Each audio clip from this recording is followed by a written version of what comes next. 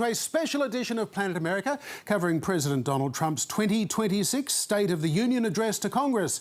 I'm John Barron. And I'm Licciardello. The President's annual State of the Union address began with America's very first president, George Washington. It continued with their second president, John Adams, but then the speech was replaced with just a letter to Congress by Thomas Jefferson in 1801. The speech itself wasn't revived until Woodrow Wilson in 1913.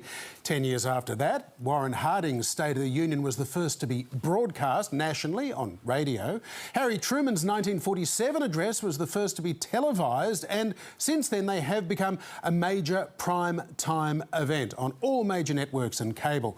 Richard Nixon delivered the shortest ever State of the Union speech in 1972, a blessed 29 minutes. Last year, Donald Trump gave the longest in history. Buckle up. It was 1 hour and 35 minutes last year. There are reports today it could be anywhere from 2 to 3 hours. That was 11 minutes longer than Bill Clinton's previous record, so he owns that already.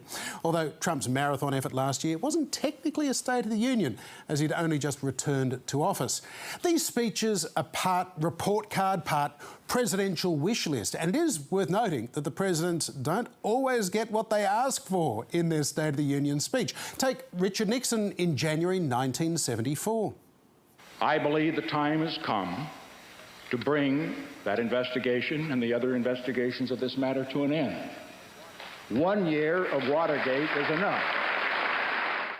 We're going to hear echoes of that regarding the Epstein scandal today. It was 7 months after that speech from Nixon that he was forced to resign from the presidency to avoid impeachment and removal by Congress over his part in the Watergate cover-up.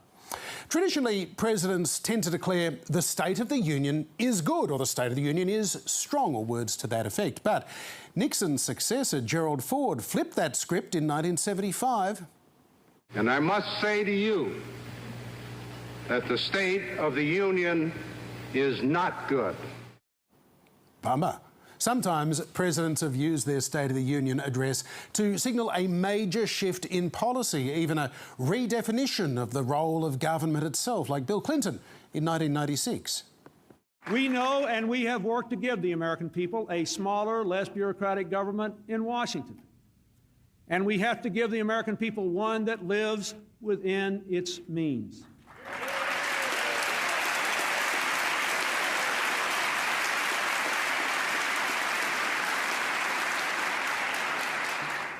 The era of big government is over. Famous words. In the Trump era, the State of the Union address has become increasingly contentious. A combative, boastful president being met with either sycophantic support or derisive opposition, like this memorable display from Democratic House Speaker Nancy Pelosi after Donald Trump's 2020 State of the Union address. President Trump in his third address to the nation tonight, just short of about an hour and a half. As we watch the interaction here. It comes in the middle of a huge week for the president as he hits his highest approval ratings in Gallup today. Let me just interrupt. Did you just see House Speaker Nancy Pelosi ripped up the speech right behind the president as he's still there? I missed that moment as he was... Oh, indeed. That was the high watermark of Donald Trump's presidency back in February 2020. But then, of course, the White House was in full denial mode as the coronavirus began to spread around the world. You never know what's around the corner of these speeches. Trump's approval rating quickly plummeted. His response to the pandemic, of course, doomed his re-election bid against Joe Biden. But 6 years later, Donald Trump is back. And now it's his handling of the Epstein scandal, the economy and immigration that is weighing down his approval ratings. While legally Donald Trump cannot run for another term as president, all 435 members of the House of Representatives watching him deliver this address, or those who turn up, they will be on the ballot this November, as will a third of the senators assembled. If Trump's Republicans lose their majority in either the House or the Senate this year, they lose the ability to legislate. They also lose the ability to insulate President Trump from oversight, even a possible third impeachment. The key to that might be Trump's ability to pass more tax cuts to ease the pain of inflation and his own tariff regime.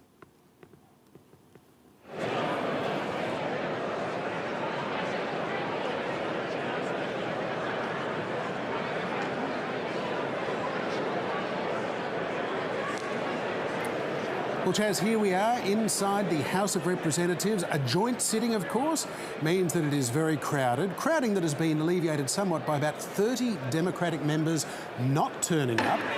But those who are there, many of them have brought special guests. Chief Justice and Associate Justices of the Supreme Court. Fascinating to see as the Supreme Court justices arrive, which of the 9 turn up. Yes. And what Donald Trump has to say to them, given that 2 of his own appointees and Conservative Chief Justice John Roberts voted against Donald Trump's Liberation Day tariffs just last week. Are we going to see the spectacle of an American president taking on the Supreme Court? They have a front row seat, but it might also be a little bit like being in the front row of a stand-up comedian who starts picking on you. I'm going to be interested to see how the Republicans react to the Supreme Court justices, because they will be waiting to see how Trump reacts. Absolutely. But if they think that they're supposed to, for instance, disapprove of the Supreme Court justices for ruling against Trump's tariffs, could they get booed before Trump? Because I don't think Trump's going to go hard on them, because this is going to be a moment of pomp and ceremony for him. He likes that. I don't think he's going to tell them that their families are ashamed of them like he did the other night. Just last week. But some Republicans might jump the gun and think he's going to, and so they might, as soon as he brings them up, do Republicans boo them? I'm going to be interested to see. 12 months ago, of course, President Trump becoming only the second American president re-elected to a second non-consecutive term after losing re-election in 2020. He was something of a return of a conquering hero, at least for Republicans and Conservatives. This year, it's not just the Supreme Court that has dared to defy his wishes, but also 4 members of the Republican House, 3 of them who are still in the House. They'll be sitting there today, including Thomas Massie, who will be sitting side by side with Democrat Ro Khanna, who is the co-sponsor of the Epstein Transparency Act. It's going to be fascinating to see whether Trump himself talks at all or very much about the Epstein scandal. Does he echo Richard Nixon in saying it's time we moved on from this and focused on the economy, because November's election is likely to be as much a referendum on Trump and the Republican Party's management of the economy as it is any other issue? Trump does not want to bring up the Epstein files in his big moment. He wants everyone to move on from the Epstein files. The last thing he's going to do is start talking about that. I suspect I might be proven wrong, but I think him arguing the toss about the Epstein files in his big moment, when he wants to talk about Biden leaving him with a basket case and how he's made America great again, I suspect there'll be very little Epstein content. Polls today, Chaz, show that 60% of Americans think they are worse off today than they were 1 year ago.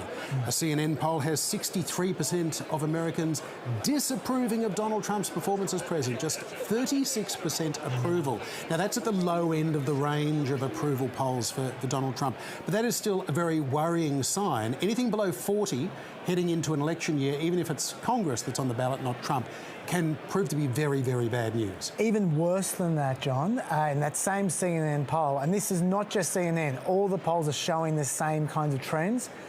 Net approval, that is approval minus disapproval of Trump amongst independents, minus 47%.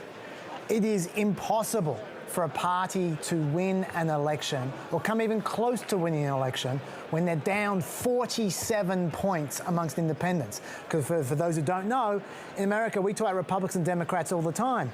There are significantly fewer Republicans or Democrats than there are independents. They are the people that determine elections, and Trump is down by 47 points. That's huge. In the next hour and a half to 2 hours, possibly even 3 hours, we're likely to hear a long list of President Trump's achievements, at least as he views it. Some of them we know will be rhetorical, exaggerated, boastful. There are, however, some things that Donald Trump can say he has delivered in the first year of his second term. What are the things that he will claim to have achieved, do you think, are justified when it comes to whether it's the economy or issues like immigration, law enforcement and so on? Look, there's absolutely no doubt that he is justified in claiming that he has delivered on his promise to close down the border. There is no doubt about that. Whether you like the way he has done it or not, there's no denying that he has done it. In terms of the actual numbers, in 2025, there were the lowest number of crossings on the border since before 1970, which is really when they started taking these statistics. And There hasn't been a single month since Trump was president when there have been more than 10,000 border crossers. To put that in context, in the height of COVID, when no one was even leaving the house, there were 16,000 border crossers. So he has stopped that dead, as he promised. He can definitely claim that. And yet at the same time, his immigration policies when it comes to domestic enforcement, the rounding up of illegal immigrants in the United States, an estimated 11 million undocumented workers, visa overstayers, people who got into the United States through irregular and illegal means. We've seen this operation in the US state of Minnesota in recent weeks lead to the death of 2 US-born citizens who were essentially protesting against the heavy-handed approach of immigration and customs enforcement officers. They were shot and killed in the street. And Americans have turned very much against that side of Trump's immigration policies. And the polling's clear on that. When you ask Americans about whether they approve his border control, that's usually around evens, like even approval versus disapproval, and that is very good for Trump at the moment because everything else he's down by 20 points.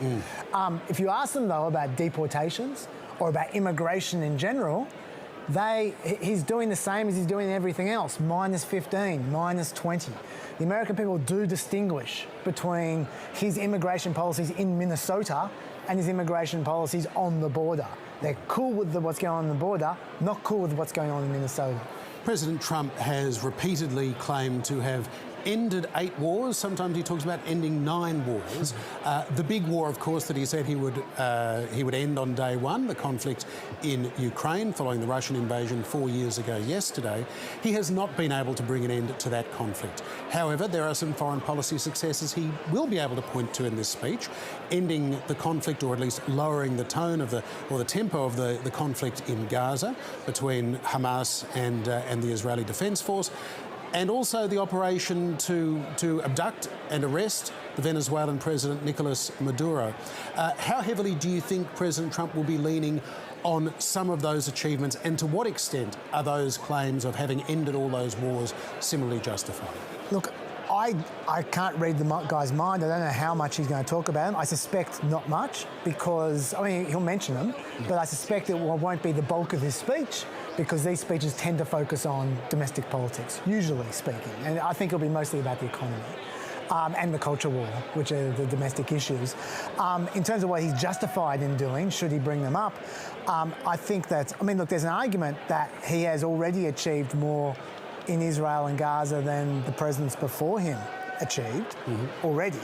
But I think the jury is out. This could go very bad very quickly over the next few months, and we just need to wait. And I think that's the same with Venezuela. People who are sticklers for international law, like me, are concerned about the obvious illegality of the operation. Whether it will work practically, I just don't think we can say at this point in time. It's way too early to know.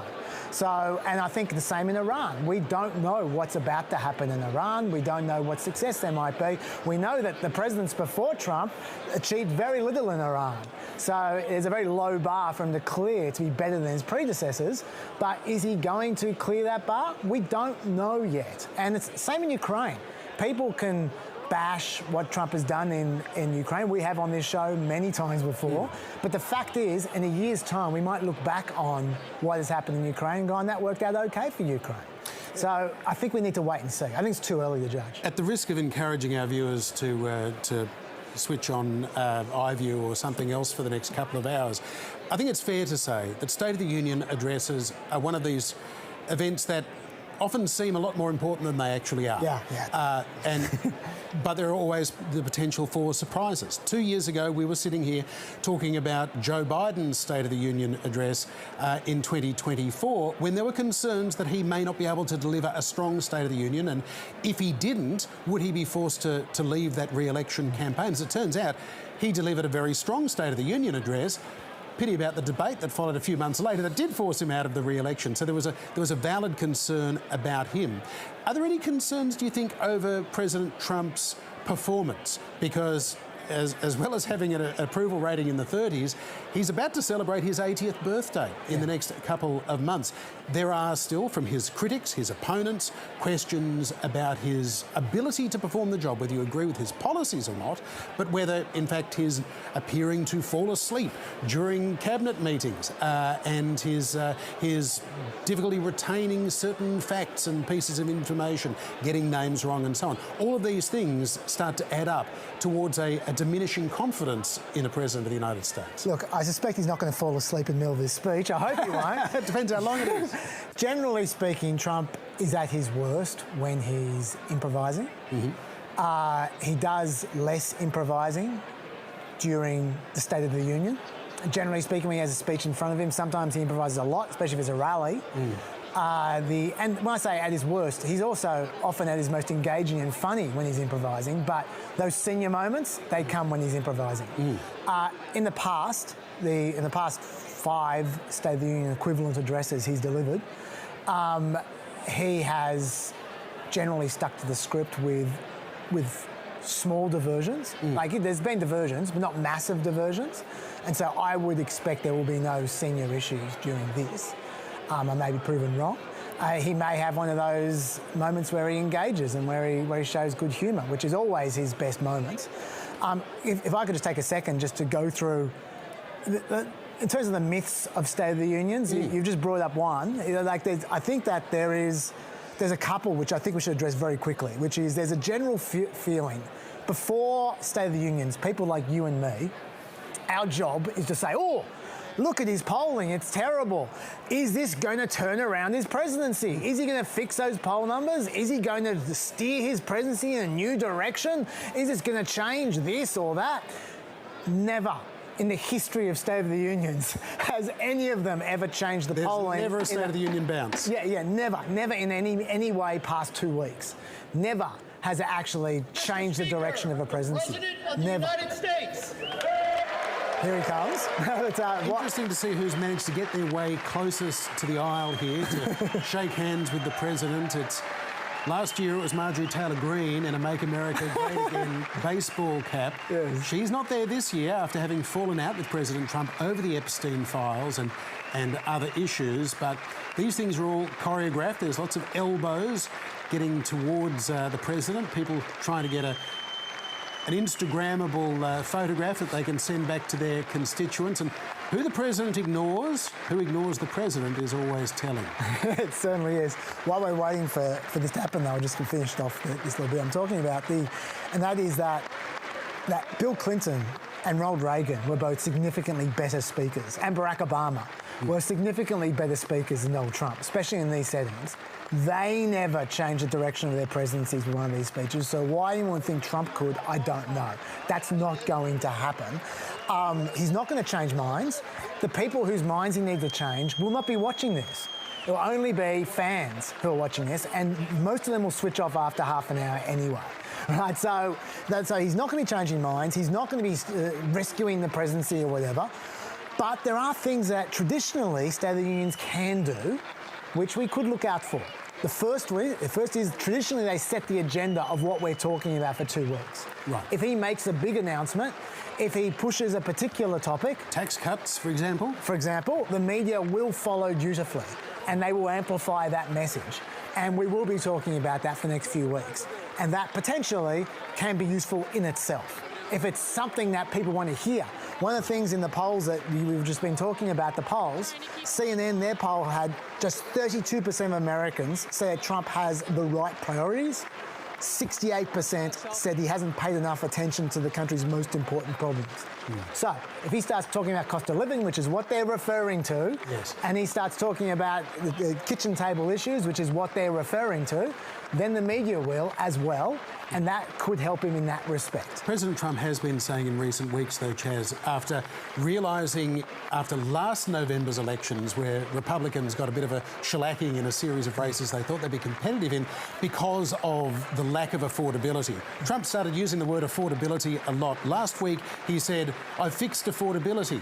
He's kind of declared mission accomplished when it comes to the cost of living, even though the cost of living Well, it's not getting dramatically worse. It's fair to say that inflation is not out of control in the way that those who are most concerned about the imposition of tariffs on American consumers, that it was going to lead to a massive cost of living spike, and that hasn't really happened. So while things aren't better, they're not getting worse at quite the same rate that they were. Absolutely. Inflation is 2.4%, which is basically where it was when he took over. So yeah, we expected, and a lot of economists expected that to be slightly higher with the tariffs. Mind you, there are a lot of exceptions to the tariffs, which might be the reason why that is. But the fact is, inflation hasn't gone out of control. That is true. President Trump now approaching the rostrum. Vice President J.D. Vance and the Speaker of the House, Mike Johnson, behind him. We'll see if he can break this 1 hour and 39-minute record that he set last year. One more thing that can happen in State of the Unions. While the public may not pay a lot of attention, his administration does. And so he can set the course for his administration in their priorities. These are things that presidents have done in the past. In the past, Trump has not done either of those two things I just said. He's just taken it as a 2-hour little jaunt where he has a lot of fun, indulges himself, and then we just move on the next day. I will be looking to see, and you at home can be looking to see, if he changes that today. Will he set the agenda? Try and sell this? Yeah, will he set the agenda, or will this just be Festivus Trump style for the next 2 hours? We will find out. We certainly will.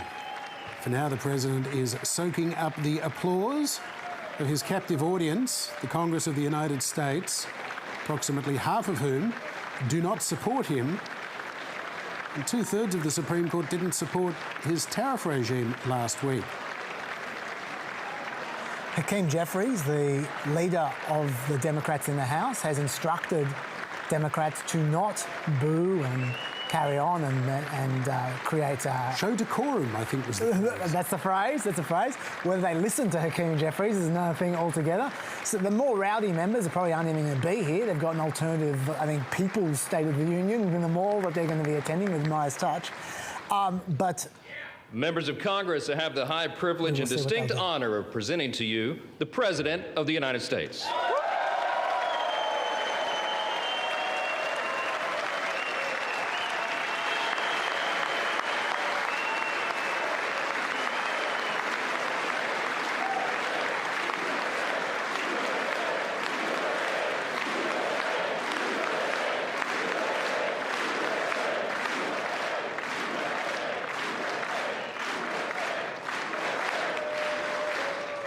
Well, thank you very much, everybody. It's really an honor.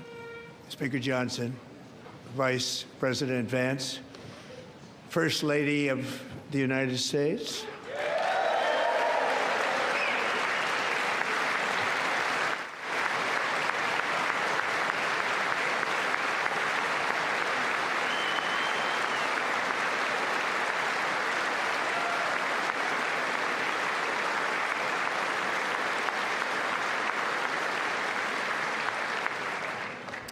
Second Lady of the United States.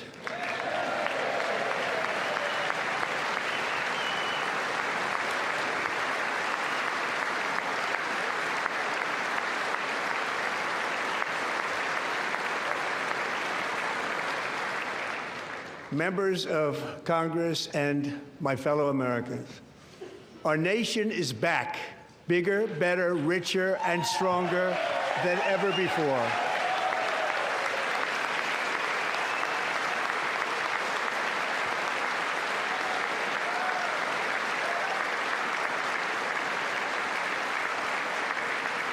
Less than 5 months from now, our country will celebrate an epic milestone in American history, the 250th anniversary of our glorious American independence.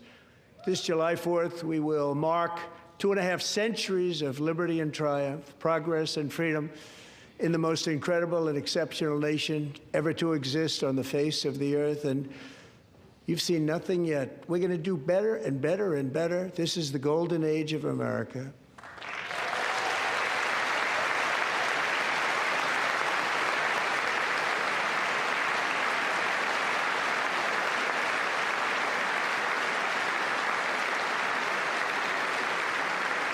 When I last spoke in this chamber 12 months ago, I had just inherited, a nation in crisis with a stagnant economy, inflation at record levels, a wide open border, horrendous recruitment for military and police, rampant crime at home, and wars and chaos all over the world. But tonight, after just 1 year, I can say with dignity and pride that we have achieved a transformation like no one has ever seen before, and a turnaround for the ages. It is indeed a turnaround for the ages.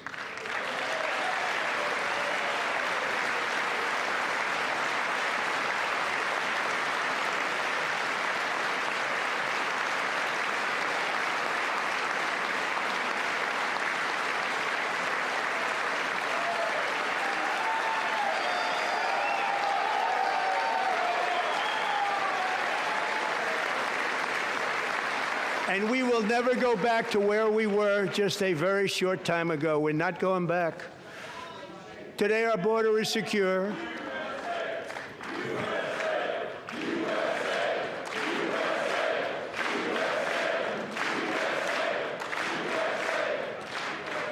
Thank you. Today, our border is secure. Our spirit is restored. Inflation is plummeting. Incomes are rising fast. The roaring economy is roaring like never before, and our enemies are scared. Our military and police are stacked, and America is respected again, perhaps like never before.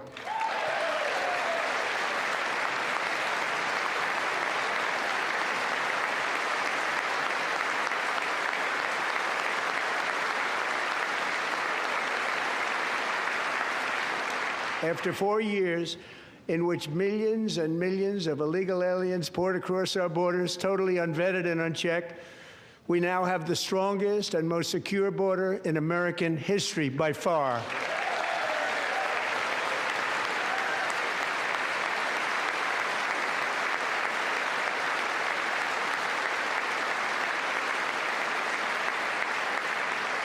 In the past 9 months, 0 illegal aliens have been admitted to the United States.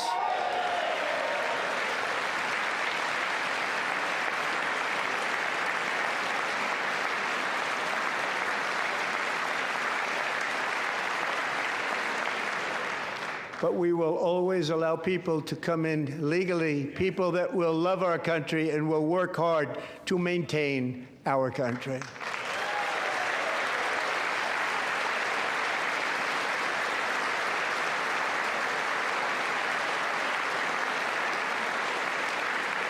The flow of deadly fentanyl across our border is down by a record 56% in 1 year.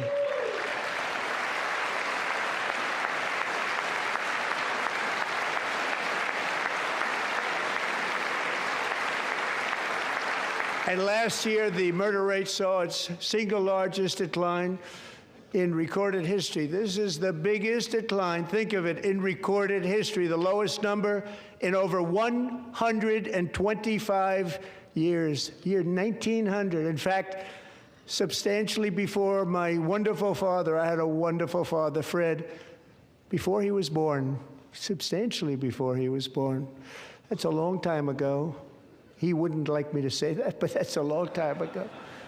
The Biden administration and its allies in Congress gave us the worst inflation in the history of our country. But in 12 months, my administration has driven core inflation down to the lowest level in more than 5 years. And in the last 3 months of 2025, it was down to 1.7%.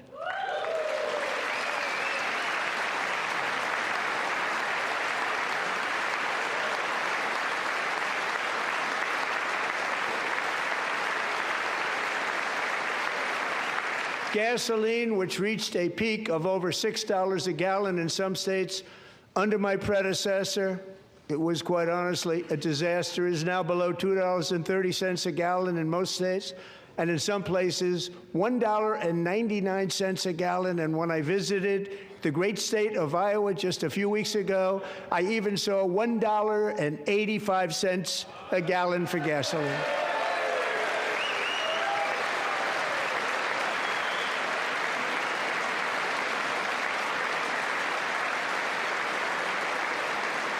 Mortgage rates are the lowest in 4 years and falling fast, and the annual cost of a typical new mortgage is down almost $5,000 just since I took office. 1 year. And low interest rates will solve the Biden-created housing problem well, at the same time protecting the values of those people who already own a house that really feel rich for the first time in their lives. We want to protect those values. We want to keep those values up. We're going to do both. And we are going to keep it that way.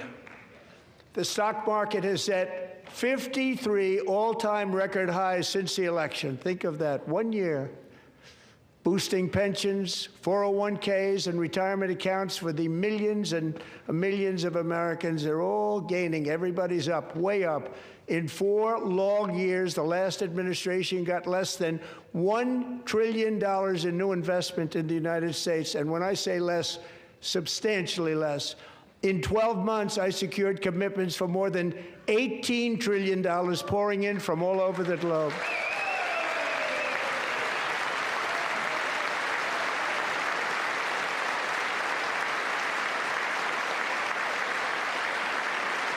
Think of it, much less than $1 trillion for 4 years versus much more than $18 trillion for 1 year. What a difference a president makes. A short time ago, we were a dead country. Now we are the hottest country anywhere in the world, the hottest.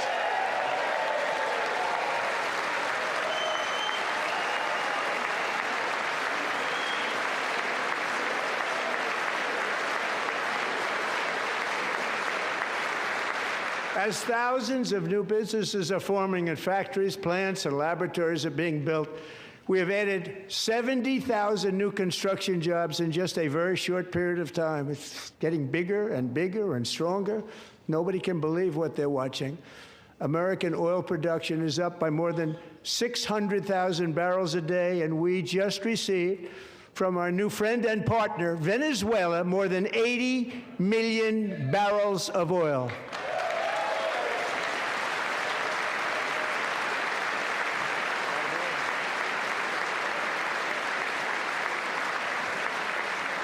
American natural gas production is at an all-time high because I kept my promise to drill, baby, drill.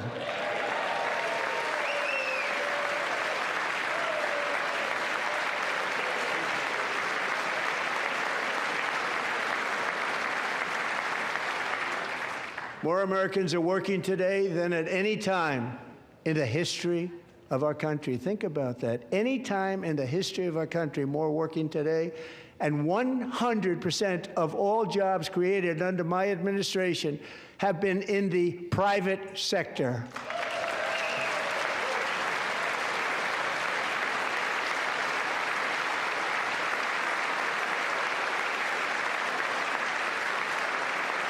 We ended DEI in America.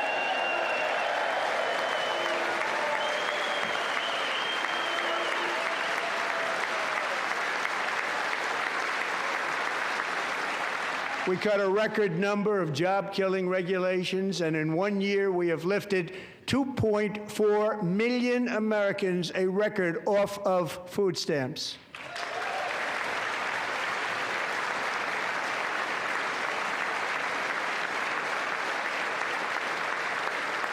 And for all of these reasons, I say tonight, members of Congress, the state of our union is strong.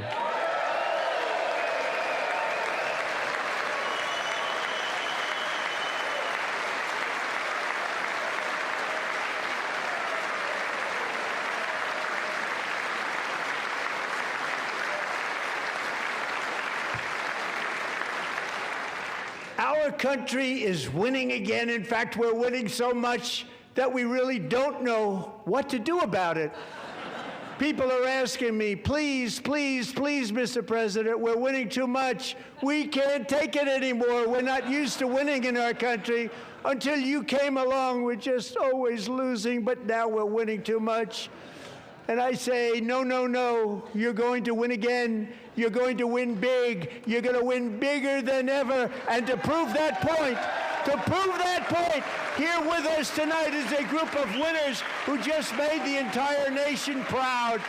The men's gold medal Olympic hockey team. Come on in.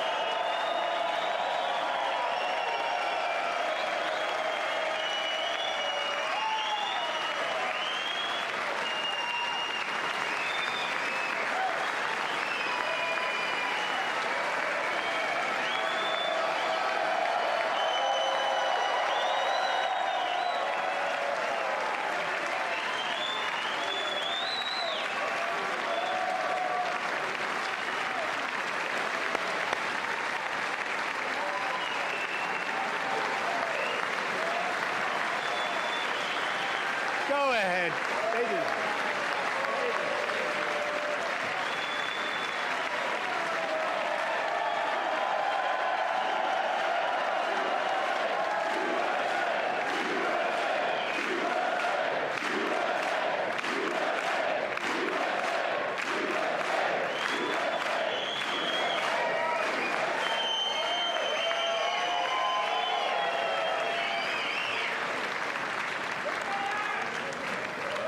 That's the first time I've ever seen them get up. And actually, not all of them did get up. But they beat a fantastic Canadian team in overtime, as everybody saw, as did the American women who will soon be coming to the White House.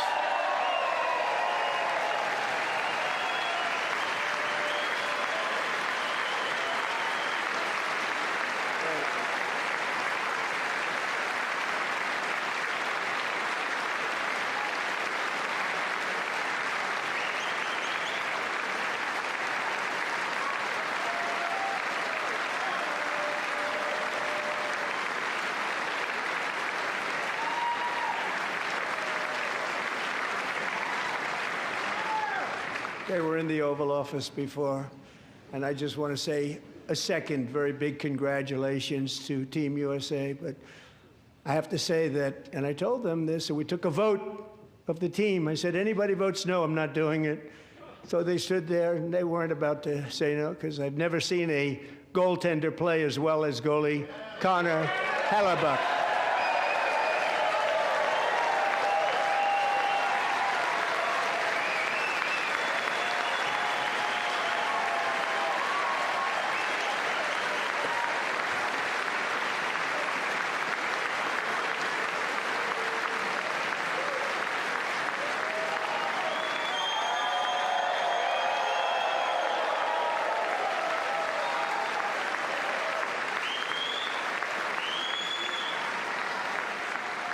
Think of it, 46 shots on goal, and I asked him, the one shot, the one where you put your stick in the back and it hit the neck of your stick and bounced off, do you practice that, or was that a little lucky?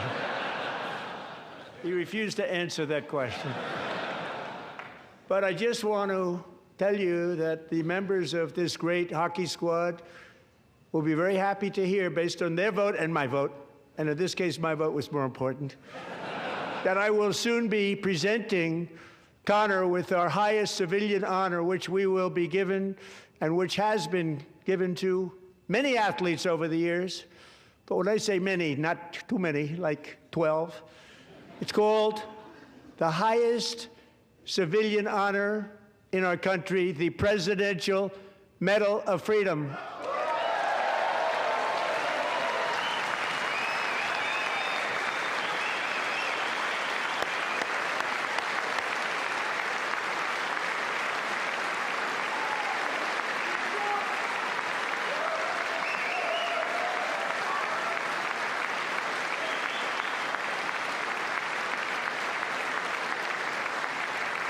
Great athletes have gotten that, very great, the best.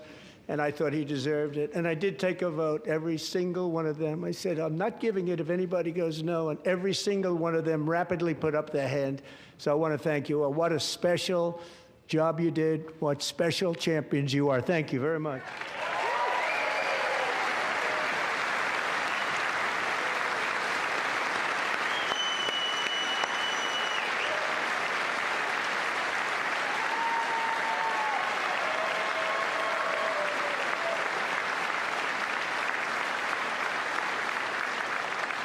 I'm also pleased to say that the next time the Olympic torch is lit, it will be here in America for the 2028 Olympics, and it's the summer version right in Los Angeles. We're going to do a good job in Los Angeles.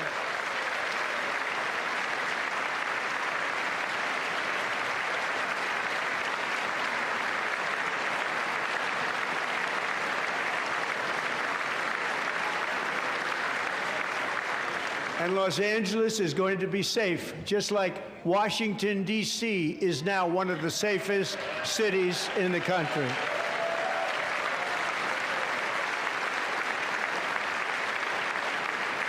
And this year, and I must say I got them both. I got them in my first term, and I was disappointed because I didn't think I'd be the president when this happened. But strange things took place. And now I've got them because I got the Olympics and I got the 2026 FIFA World Cup, and I wanted to claim the 250th, but I didn't get away with that one. I couldn't claim that one for myself. But we're getting the World Cup, so we have the World Cup and the Olympics coming, and that is exciting news.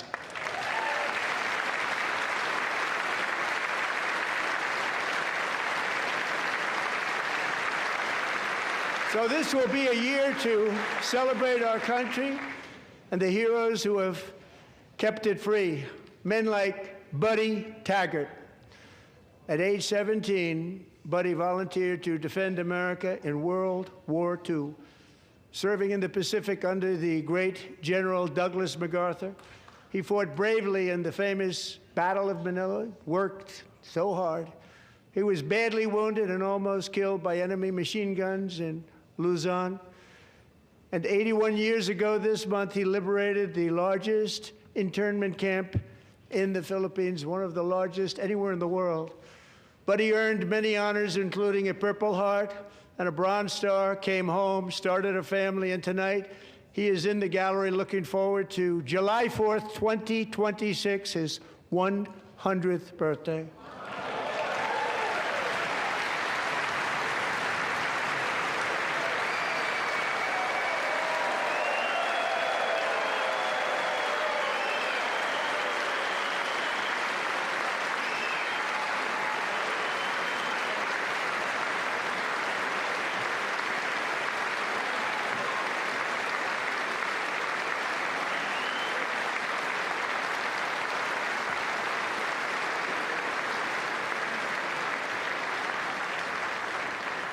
So, Buddy, you're a brave man, and we salute you. Even in times of challenge, setback, and immense heartache, the spirit of 1776 has always shone through very brightly. It was July 4th of last year when floodwaters tore through a girls' summer camp in Central Texas, one of the worst things I've ever seen. I was there, rising 26 feet in the matter of minutes, tragically claiming many, many lives. You all remember that one. As the waters threatened to sweep her away, 11-year-old Millie Kate McClelland closed her eyes and prayed to God. She thought she was going to die. Those prayers were answered when Coast Guard rescue swimmer Scott Ruskin descended from a helicopter above. Nobody knew where he came from. It was Scott's first ever rescue mission, a young guy, but very brave, very, very top, always top in his class, and he lifted not just Millie Kate, but 164 others to safety.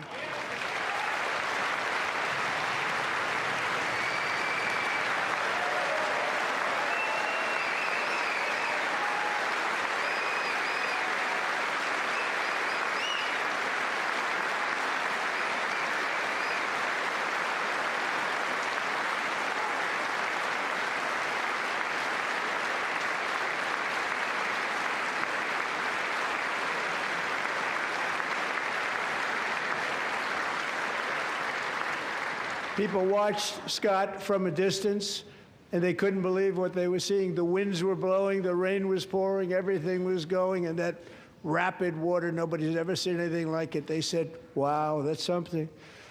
Tonight, Scott and Millie Kate are here together, reunited for the very first time. Thank you, Scott, Millie Kate.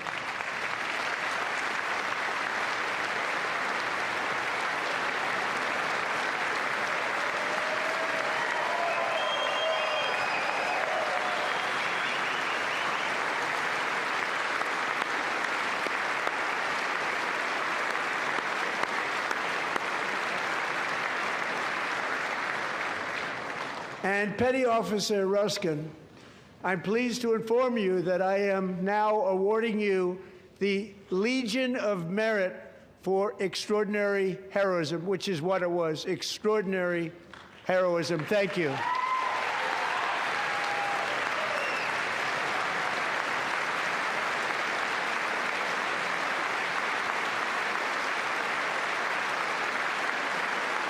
And I'd like to have the military aide to please come down and take care of the service. Military aide, thank you very much. Take care of that very important service. Thank you very much. From 1776 to today, every generation of Americans has stepped forward to defend life, liberty, and the pursuit of happiness. And they're really doing it for the next generation. But now it's our turn. Together, we're building a nation where every child has the chance to reach higher and go further, where government answers to the people, not the powerful, and where the interests of hardworking American citizens are always our first and ultimate concern. That is the debt we owe to the heroes who came before us, and that is the promise we must keep to America for our 250th year. Last year, I urged this Congress to begin the mission by passing the largest tax cuts in American history, and our Republican majorities delivered so beautifully. Thank you, Republicans.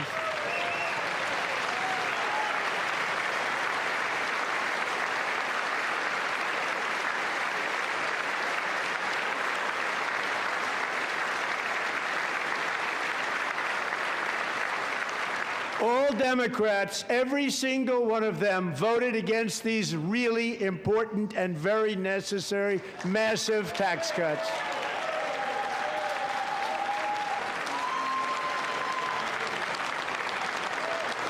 They wanted large-scale tax increases to hurt the people instead. But we held strong, and with the great, big, beautiful bill, we gave you no tax on tips, no tax on overtime, and no tax on Social Security for our great seniors.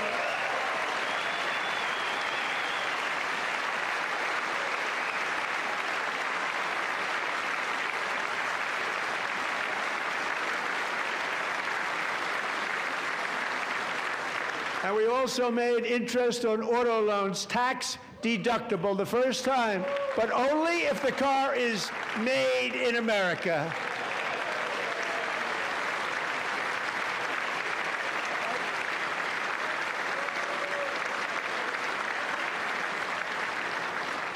Recently in Pennsylvania, I met Megan Hemhauser, a devoted mom who's homeschools her children, beautiful, 2 children, during the day while waiting tables at night as her husband works overtime operating very heavy equipment.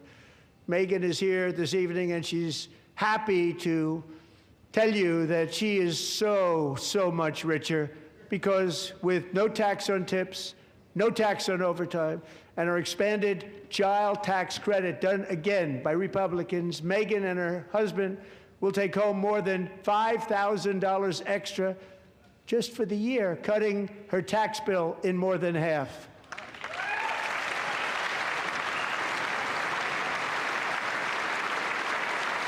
Megan, please stand up. We're fighting for you, Megan.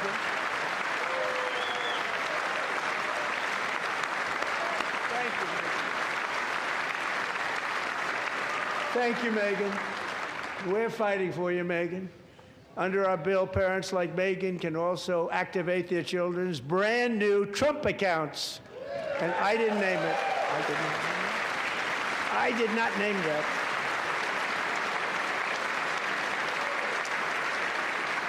Nobody believes me, but I did not name it. It was named by a very tall man sitting right there in the third row. Nice man, a good man.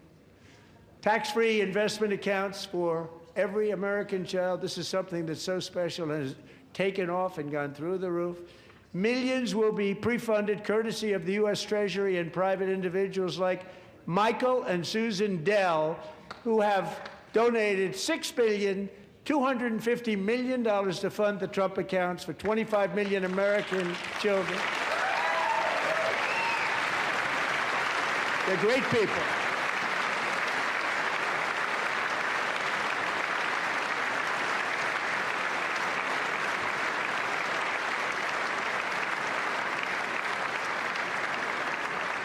When I asked Michael Dell, how do you make all that money? He said, well, I just sat on my dorm in school, and I made computers, and I'd sell them to people, and I just kept selling and selling and selling, and pretty amazing story. That's called the American dream. He sold a lot of computers, a lot of those laptops, so I congratulate him on that, but I really thank him and Susan, as well as others like Brad Gerstner, a very tremendous guy. He was behind it right from the beginning. Brad Gerstner. Thank you, Brad.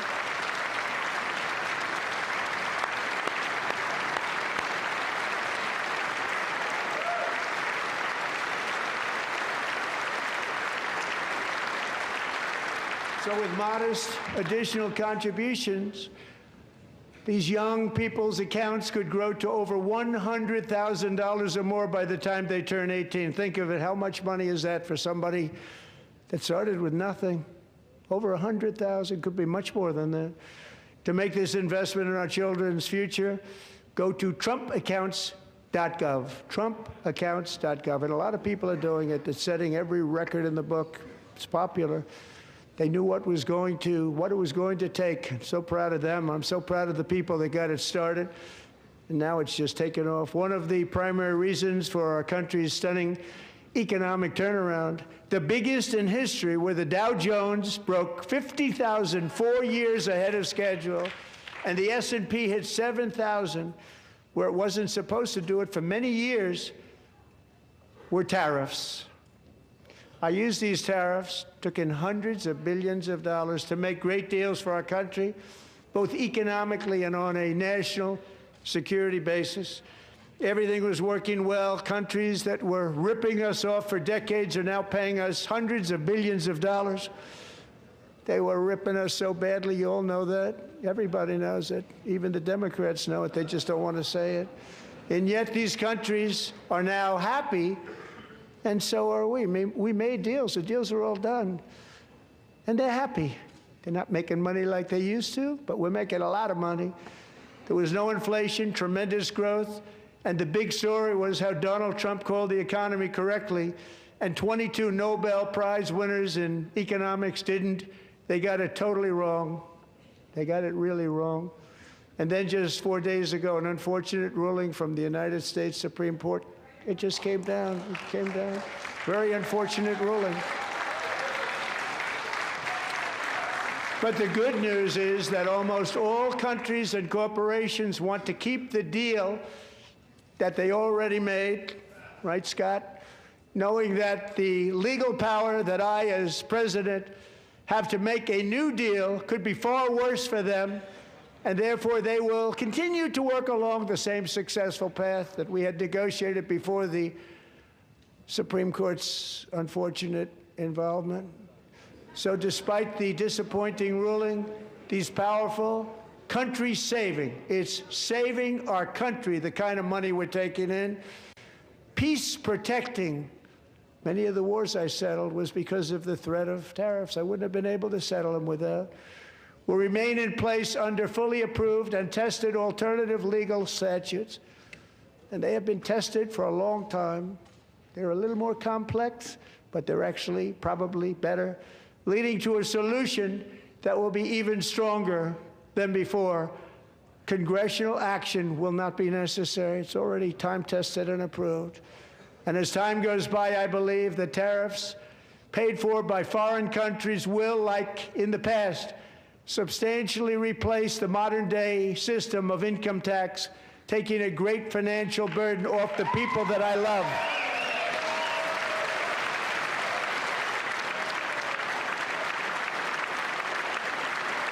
Right?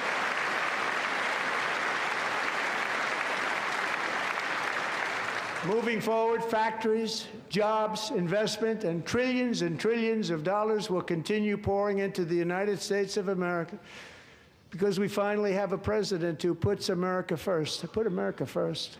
I love America.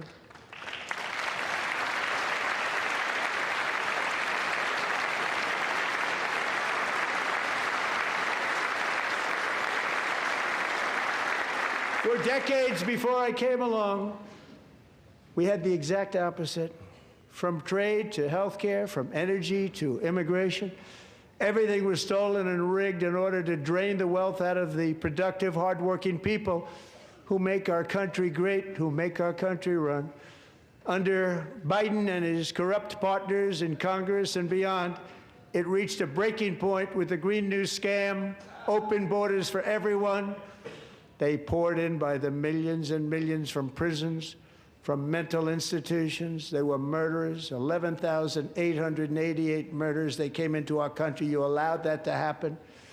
And record-setting inflation that cost the typical family $34,000 in just a speck of time.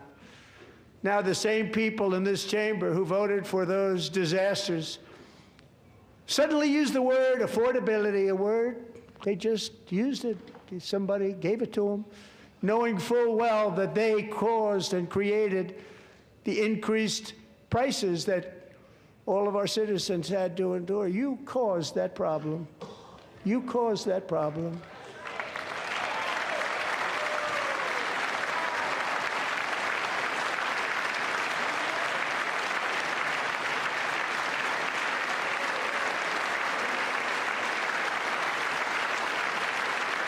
They knew their statements were a lie. They knew it. They knew their statements were a dirty, rotten lie. Their policies created the high prices. Our policies are rapidly ending them. We are doing really well. Those prices are plummeting downward.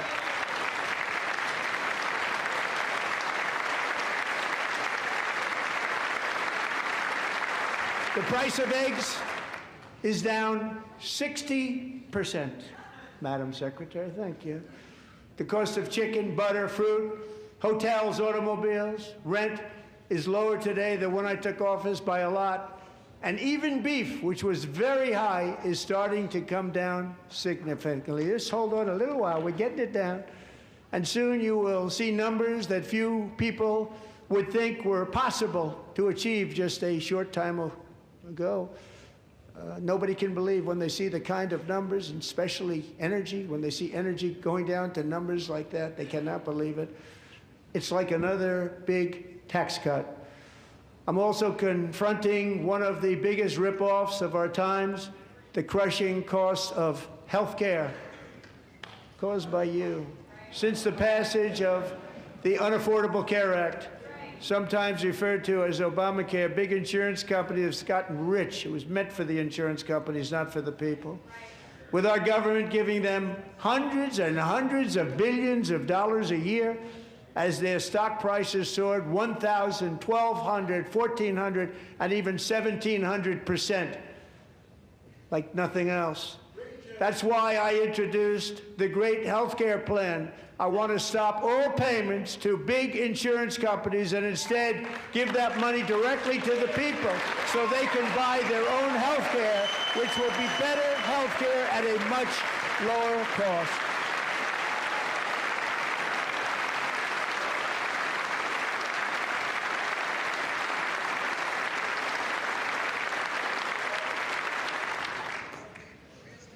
In addition, my plan requires maximum price transparency. That's a big deal.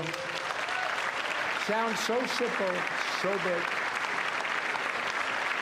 And I did that in my first term, and the Democrats immediately terminated it with full knowledge that they were doing a very bad thing for the people. Costs were going to go way up, and that's what happened, and now I'm bringing them way down on health care and everything else. I'm also ending the wildly inflated cost of prescription drugs like has never happened before.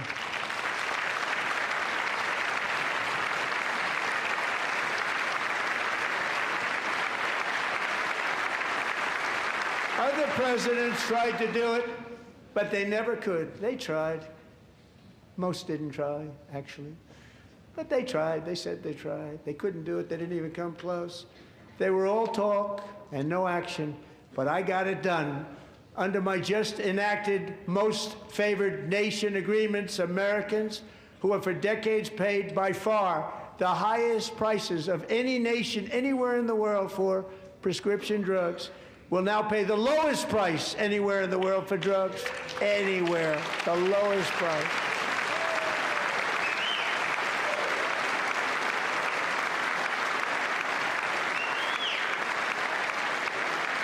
So in my first year of the second term, should be my third term, but strange things happen. I took prescription drugs, a very big part of healthcare, from the highest price in the entire world to the lowest. That's a big achievement. The result is price differences of 300, 400, 500, 600% and more, all available right now at a new website called TrumpRx.gov. And I didn't name that one either, by the way.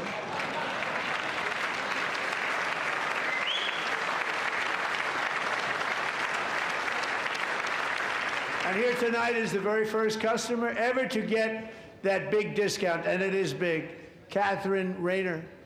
For 5 years, she and her husband have struggled with infertility, and they turned to IVF. One drug has been costing Catherine $4,000 to purchase, but a few weeks ago, she logged onto the TrumpRx website and got that same drug that cost $4,000, got it for under $500. A reduction of much more, actually, than $3,500. Catherine, we are all praying for you, and you're going to be a great mom.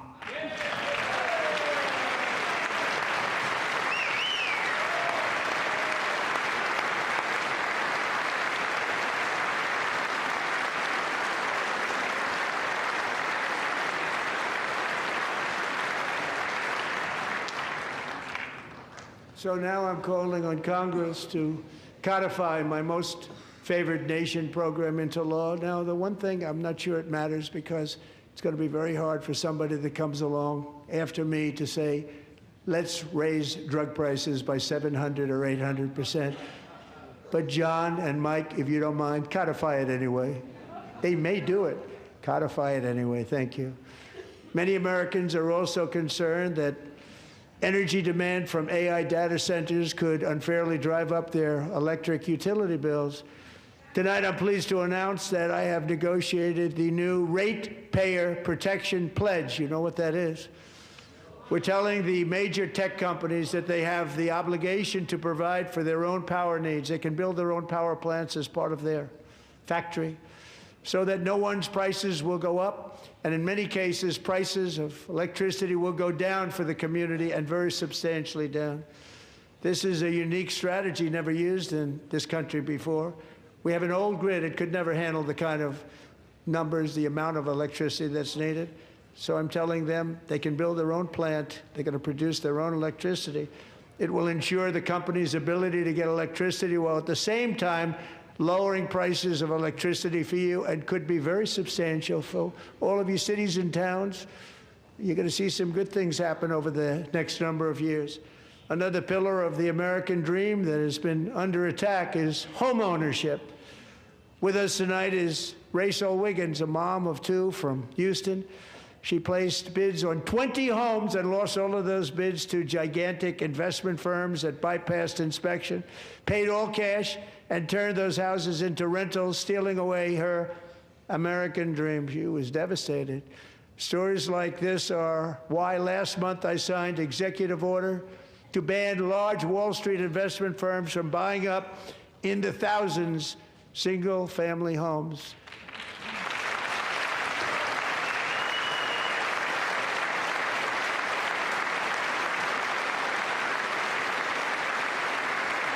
And now I'm asking Congress to make that ban permanent, because homes for people, really, that's what we want. We want homes for people, not for corporations. Corporations are doing just fine. Raysel, thank you very much. Good luck with your home. You'll get one soon.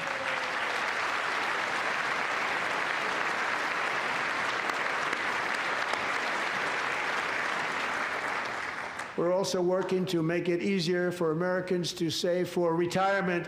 And under this administration, we will always protect Social Security and Medicare. They are not protecting it for our seniors. We will always protect Social Security, Medicare, Medicaid.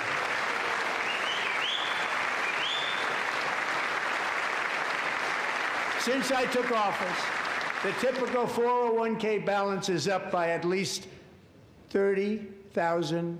That's a lot of money. We have millions and millions of people, because the stock market has done so well, setting all those records. Your 401ks are way up. Yet half of all of working Americans still do not have access to a retirement plan with matching contributions from an employer. To remedy this gross disparity, I'm announcing that next year my administration will give these often forgotten American workers, great people, the people that built our country, access to the same type of retirement plan offered to every federal worker. We will match your contribution with up to $1,000 each year, as we ensure that all Americans can profit from a rising stock market. Let's also ensure that members of Congress cannot corruptly profit from using insider information.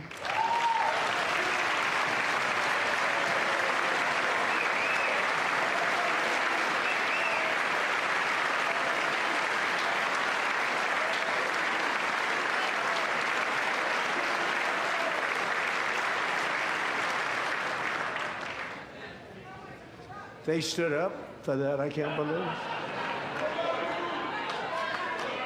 I can't believe it. Did Nancy Pelosi stand up if she's here? Doubt it. Pass the Stop Insider Trading Act without delay.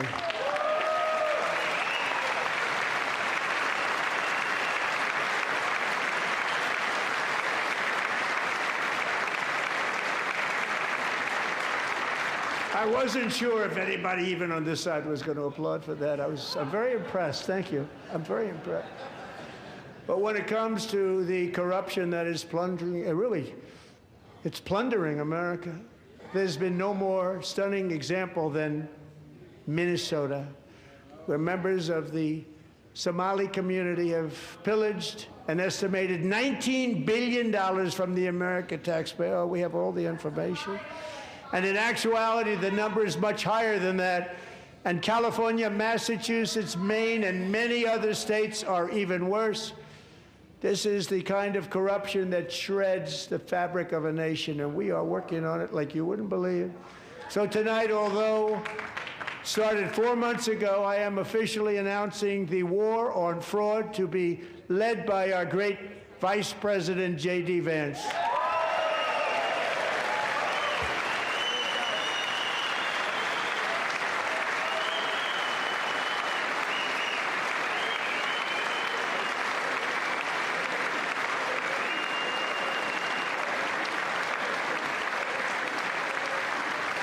Get it done. And if we're able to find enough of that fraud, we will actually have a balanced budget overnight. It'll go very quickly. That's the kind of money you're talking about. We'll balance our budget.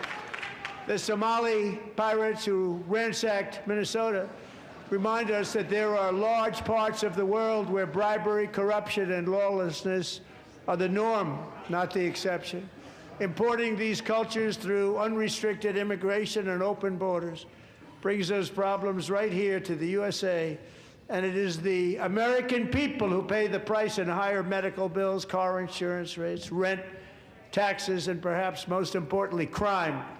We will take care of this problem. We're going to take care of this problem. We are not playing games. Delilah.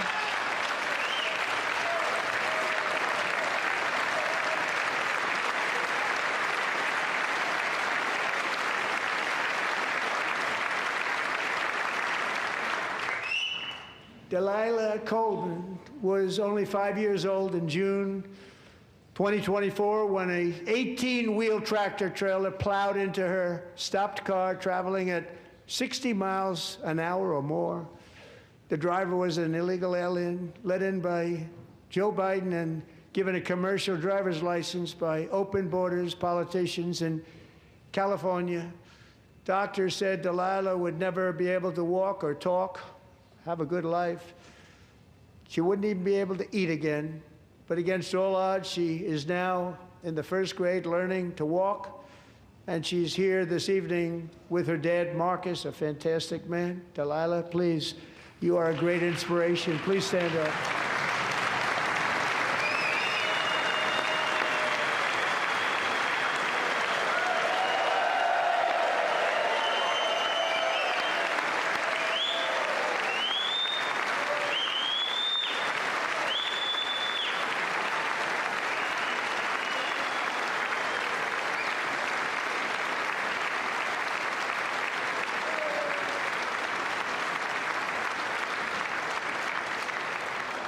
Thank you, Delilah. Many, if not most, illegal aliens do not speak English and cannot read even the most basic road signs as to direction, speed, danger, or location. That's why tonight I'm calling on Congress to pass what we will call the Delilah Law, barring any state from granting commercial driver's licenses to illegal aliens.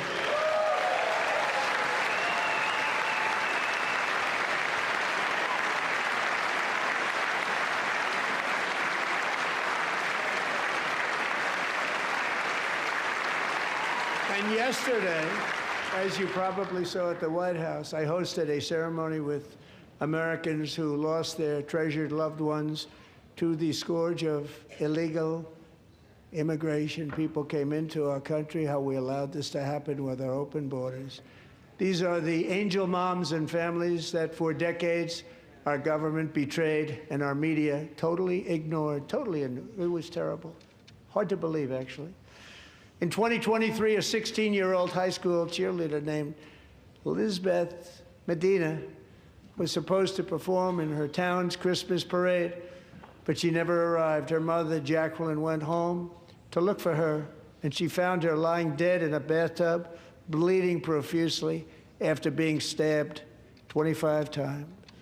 Elizabeth's killer was a previously arrested illegal alien who had broken in and brutally extinguished the brightest light in her family's life, violently and viciously.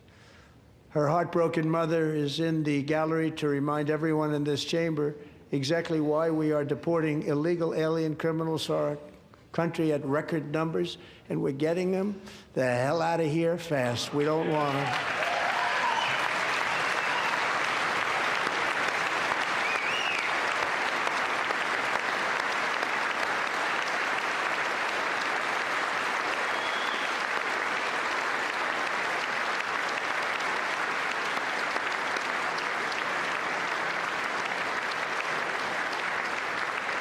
Thank you very much, Jacqueline. Thank you.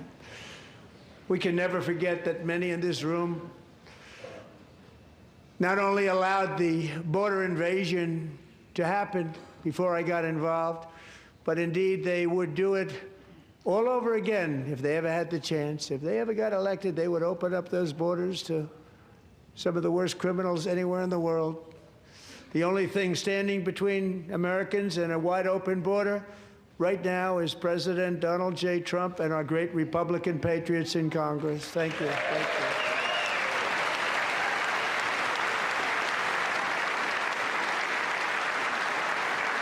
As we speak, Democrats in this chamber have cut off all funding for the Department of Homeland Security. It's all cut off.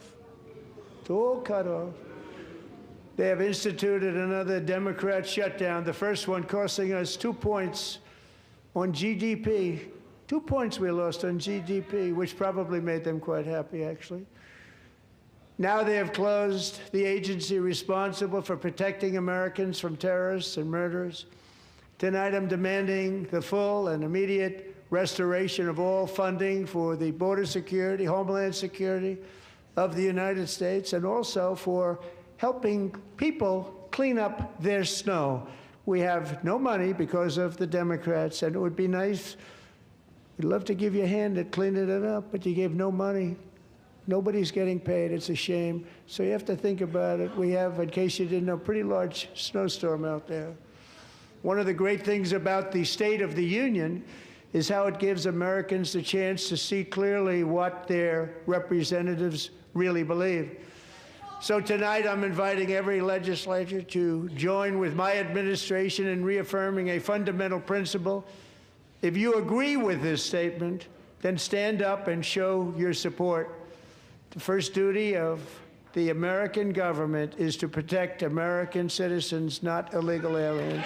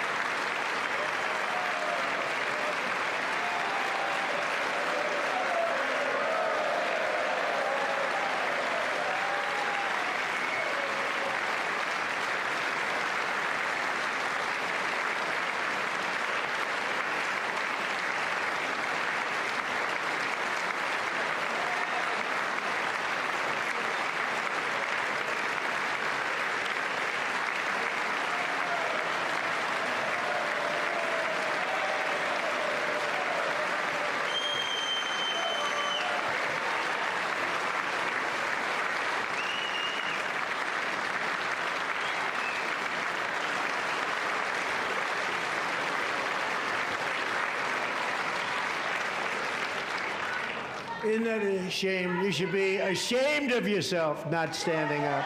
You should be ashamed of yourself. That is why I'm also asking you to end deadly sanctuary cities that protect the criminals and enact serious penalties for public officials who block the removal of criminal aliens. In many cases, drug lords, murderers all over our country, they're blocking the removal of these people out of our country, and you should be ashamed of yourself.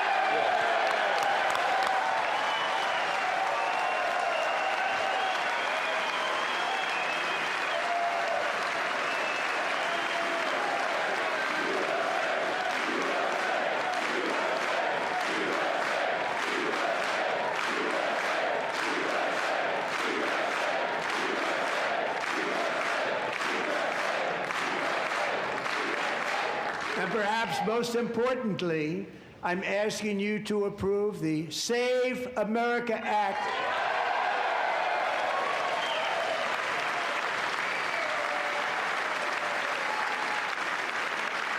To stop illegal aliens and others who are unpermitted persons from voting in our sacred American elections. The cheating is rampant in our elections. It's rampant. It's very simple. All voters must show voter ID.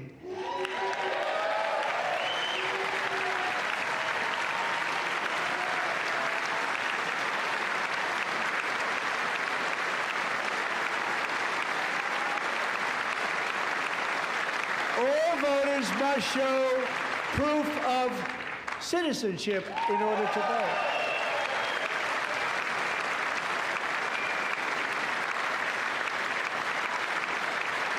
No more crooked mail-in ballots except for illness, disability, military, or travel. None. And this should be an easy one. And by the way, it's polling at 89%, including Democrats. 89%.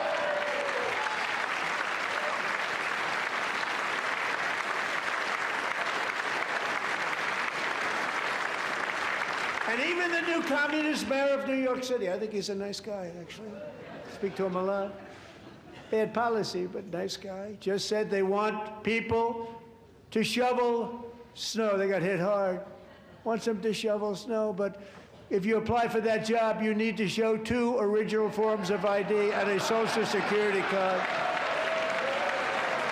Yet they don't want identification for the greatest privilege of them all, voting in America. No, it's no good. No good. Both Republicans and Democrats overwhelmingly agree on the policy that we just enunciated.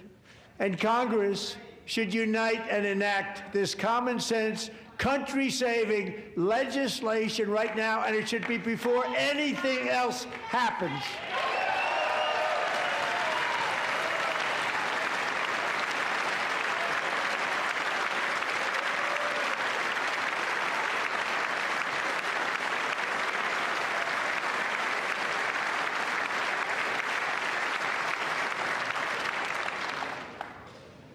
And the reason they don't want to do it, why would anybody not want voter ID? One reason, because they want to cheat. There's only one reason. They make up all excuses. They say it's racist. They come up with things you almost say, what imagination they have. They want to cheat. They have cheated, and their policy is so bad that the only way they can get elected is to cheat. And we're going to stop it. We have to stop it, John.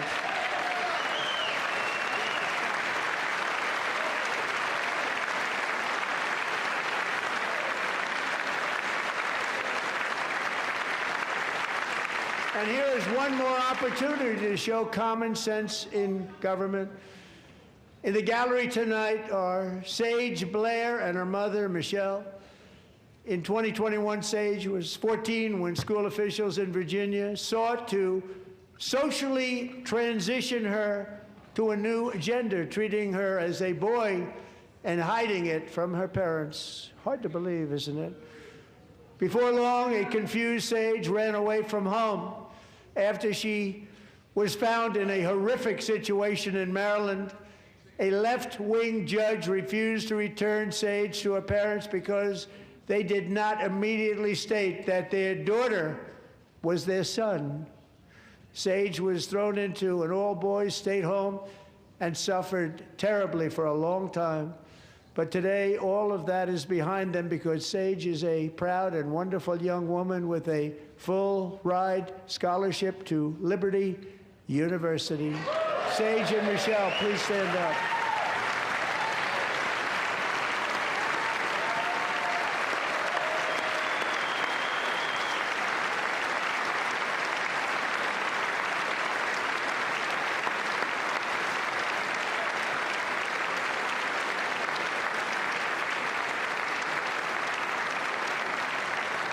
And thank you for your great bravery. And who can believe that we're even speaking about things like this?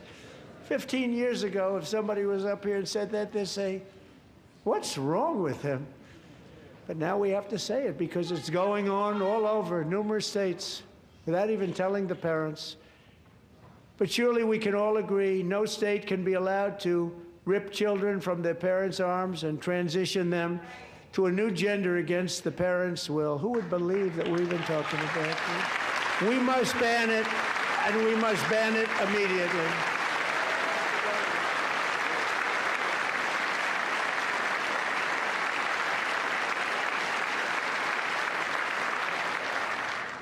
Look, nobody stands up. These people are crazy, I'm telling you. They're crazy.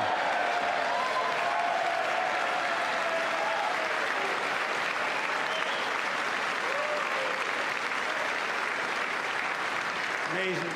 Incredible. Boy, oh boy. We're lucky we have a country. With people like this, Democrats are destroying our country, but we've stopped it just in the nick of time, didn't we?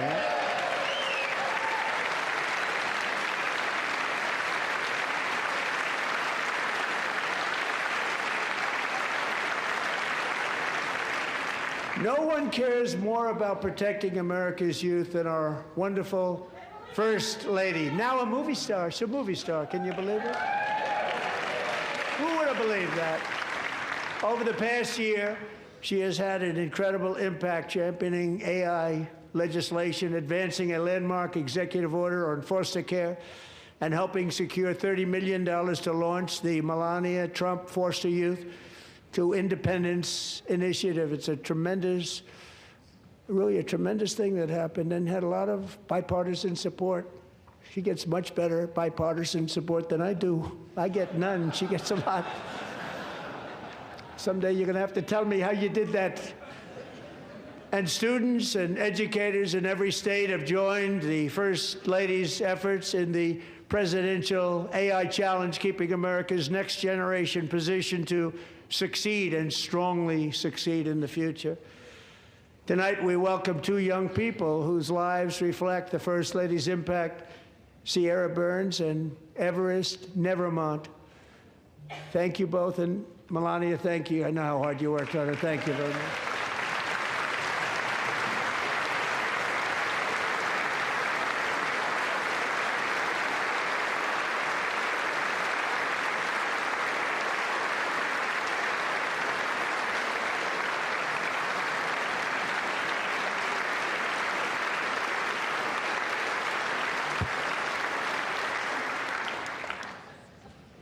I'm very proud to say that during my time in office, both the first 4 years and in particular this last year, there has been a tremendous renewal in religion, faith, Christianity, and belief in God. Tremendous renewal.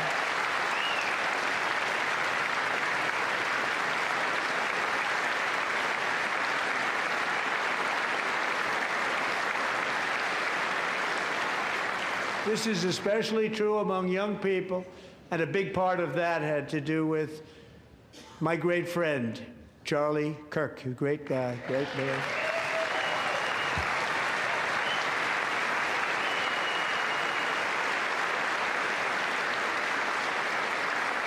So last year, Charlie was violently murdered by an assassin and martyred, really martyred for his beliefs. His wonderful wife, Erica, is with us tonight. Erica, please stand.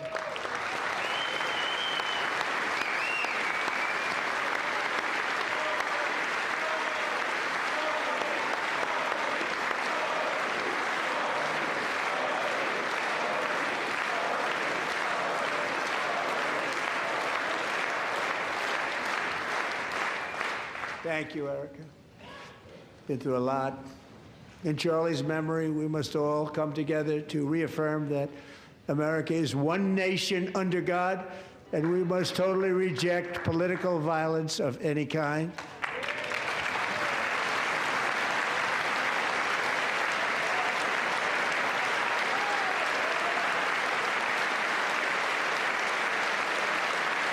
We love religion, and we love bringing it back.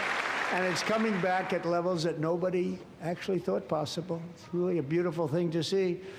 Above all, unleashing America's promise requires keeping our communities safe.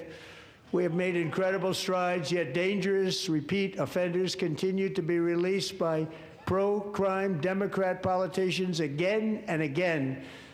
We are honored to be joined tonight by a woman who's been through hell, Anya Zarutska. In 2022, she and her beautiful daughter, so beautiful, what a beautiful young woman, Irina, fled war-torn Ukraine to live with relatives near Charlotte, North Carolina. And by the way, what's going on with Charlotte? Last summer, 23-year-old Irina was riding home on the train when a deranged monster who had been arrested over a dozen times and was released through no cash bail, stood up and viciously slashed a knife through her neck and body. No one will ever forget. There were people on that train. No one will ever forget the expression of terror on Irina's face as she looked up at her attacker in the last seconds of her life. She died instantly. She had escaped a brutal war only to be slain by a hardened criminal set free to kill in America came in through open borders. Mrs. Zaretsky, tonight I promise you we will ensure justice for your magnificent daughter, Irina.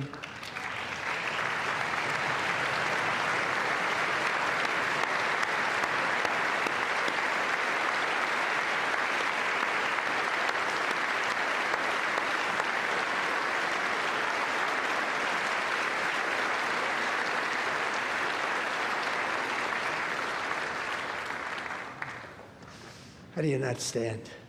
How do you not stand? I'm asking this Congress to pass tough legislation to ensure that violent and dangerous repeat offenders are put behind bars, and importantly, that they stay there.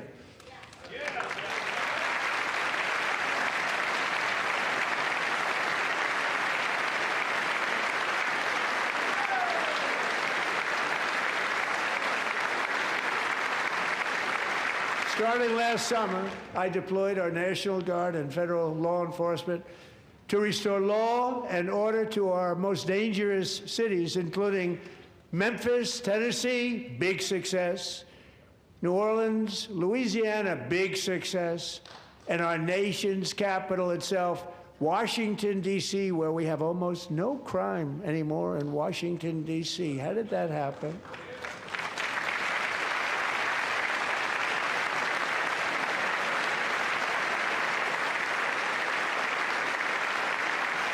In fact, crime in Washington is now at the lowest level ever recorded, and murders in D.C. this January were down close to 100% from a year ago.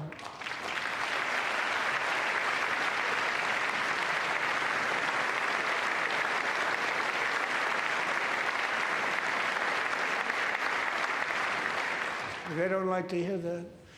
One of the sick people, one of the brave service members who helped achieve this stunning turnaround was 20-year-old West Virginia Army National Guard Specialist Sarah Beckstrom. After a 4-month deployment, she voluntarily extended her service, and her rank was going to be lifted. She was doing so well. They were so proud of her. But the very next day, she was on patrol near the White House when she was ambushed and shot in the head by a terrorist monster from Afghanistan. Shouldn't have been in our country. And all because she wore the uniform of our nation, she was shot. He traveled here because he didn't like people wearing our uniform. He was sick and deranged, shouldn't have been in our country. Sarah Beckstrom died in order to defend our capital, and we are honored to be joined by her wonderful parents, Gary and Eva Lee. Your daughter was a true American patriot, and she will be greatly missed. She was a great person. I saw reports on her. They've never seen anything like her.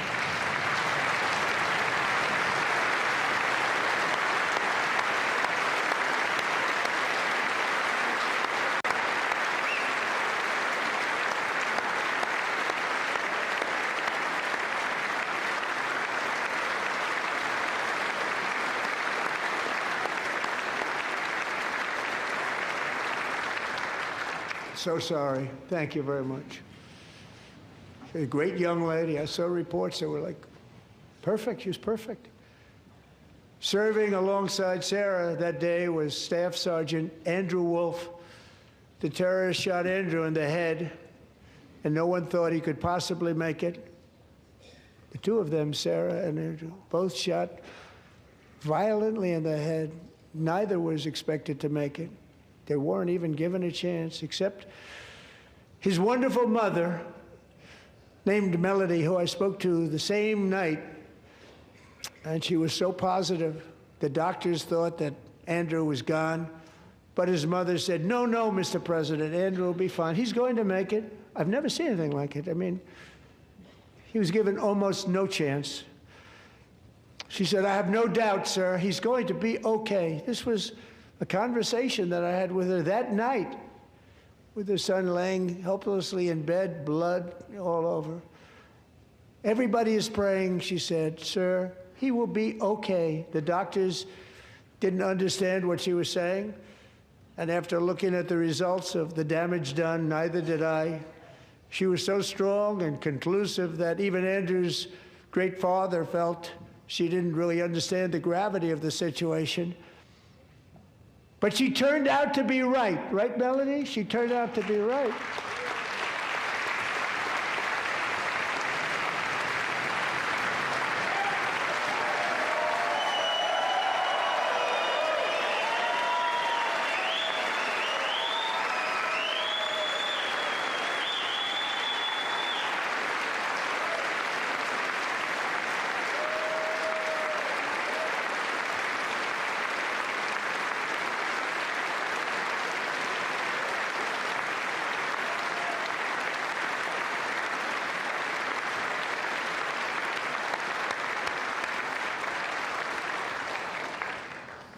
Amazing, actually.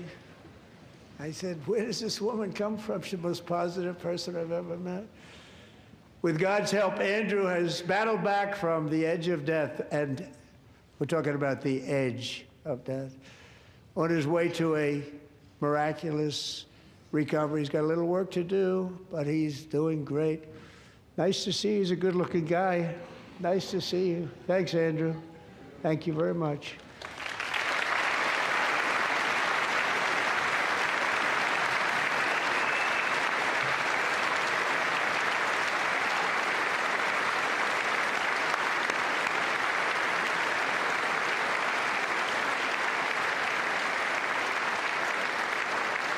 So, Andrew, while you're up, now I'm going to ask a highly respected General James Seward to present Staff Sergeant Andrew Wolf and the great family of Sarah Beckstrom with the award created by our late, great President George Washington himself. It's called the Purple Heart.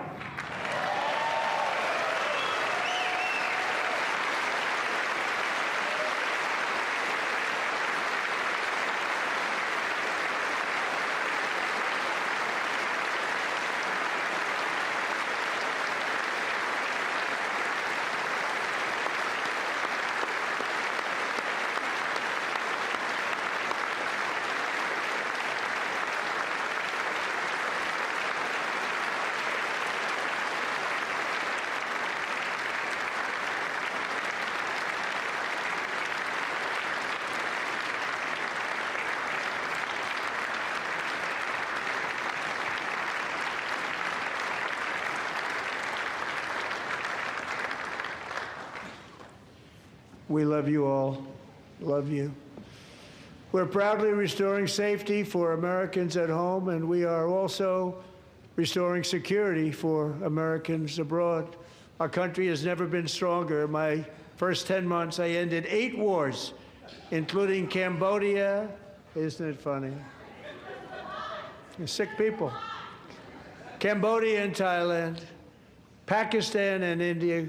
Would have been a nuclear war. 35 million people said the Prime Minister of Pakistan would have died if it were not for my involvement. Kosovo and Serbia, Israel and Iran, Egypt and Ethiopia, Armenia and Azerbaijan, the Congo and Rwanda, and of course the war in Gaza, which proceeds at a very low level. It's just about there.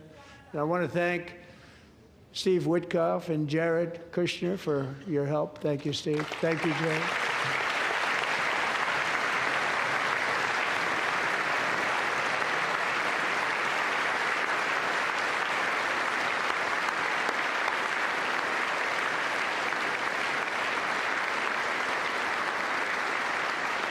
And I also want to thank the man they report to, Secretary of State Marco Rubio. Thank you, Marco.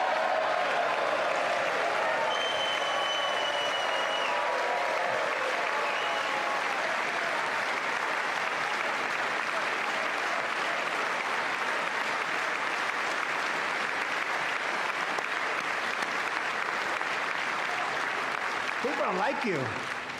You know, Marco got 100% of the votes when he was in confirmation. I think our next one was about 54%. And some of the Democrats are now saying, I can't believe we approved that guy. And he said it's an honor that they feel that way, right, Marco? You have done a great job, great Secretary of State. I think he'll go down as the best ever.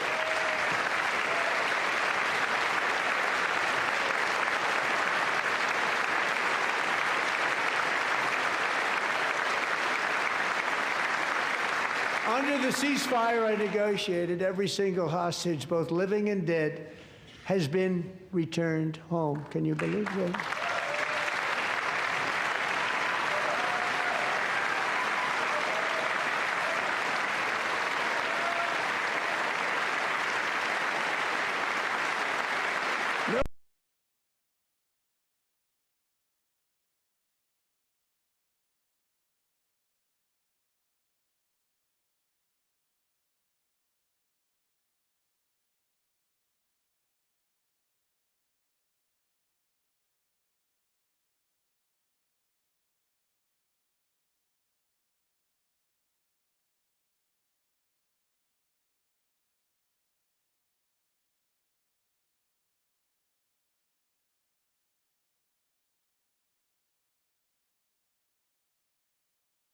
And believe it or not, Hamas worked along with Israel, and they dug and they dug and they dug.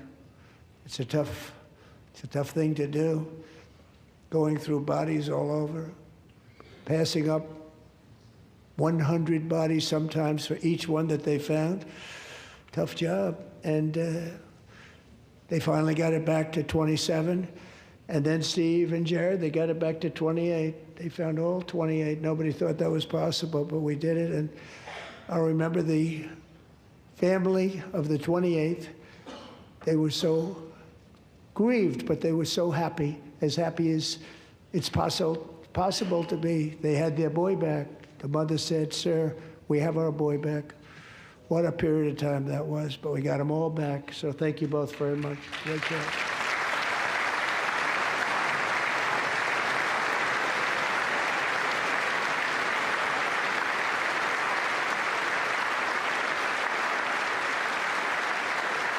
And we're working very hard to end the 9th war, the killing and slaughter between Russia and Ukraine, where 25,000 soldiers are dying each and every month. Think of that, 25,000 soldiers are dying a month. A war which would have never happened if I were president, would have never happened. As president, I will make peace wherever I can, but I will never hesitate to confront threats to America wherever we must. That's why in a breakthrough operation last June, the United States military obliterated Iran's nuclear weapons program with an attack on Iranian soil known as Operation Midnight Hammer.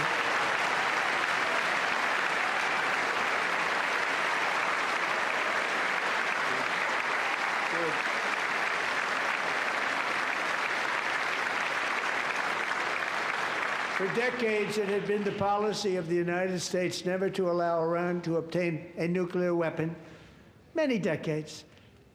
Since they seized control of that proud nation 47 years ago, the regime and its murderous proxies have spread nothing but terrorism and death and hate. They've killed and maimed thousands of American service members and hundreds of thousands and even millions of people with what's called roadside bombs. They were the kings of the roadside bomb. And we took out Soleimani. I did that during my first term. Had a huge impact. He was the father of the roadside bomb.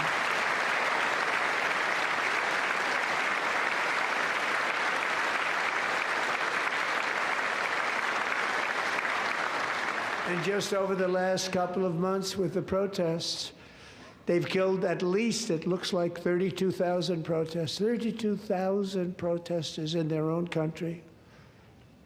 They shot them and hung them.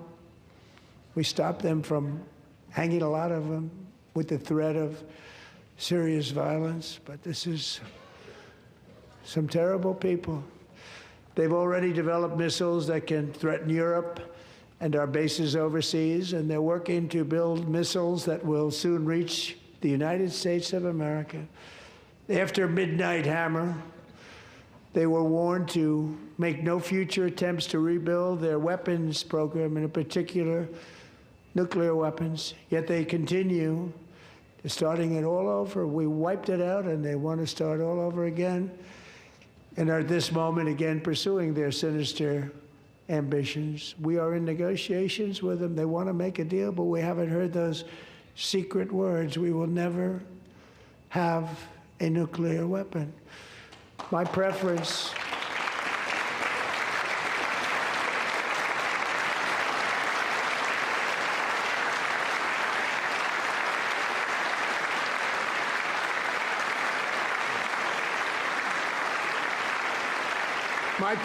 is to solve this problem through diplomacy.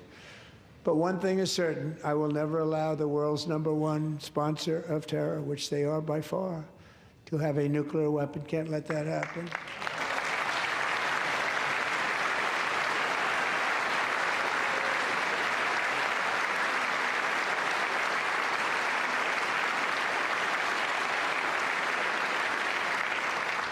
And no nation should ever doubt America's resolve.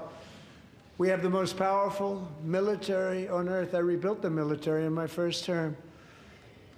We're going to continue to do so.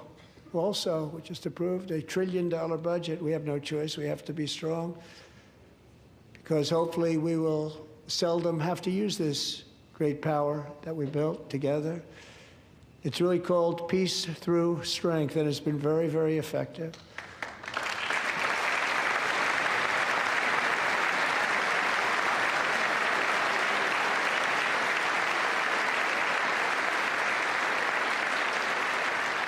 So thanks to Republicans in Congress, we're investing that record number of dollars, have no choice, in the United States Armed Forces. Also creating a lot of jobs, but we're not even doing it for that reason. Because as I said, we have more jobs, more people working today than ever before in the history of our country. And NATO countries are friends and allies. They are. They're our friends and they're our allies. Have just agreed, at my very strong request, to pay 5% of GDP for military defense rather than the 2%, which they weren't paying. We were paying for almost all of NATO. Now they're paying 5 as opposed to not paying 3.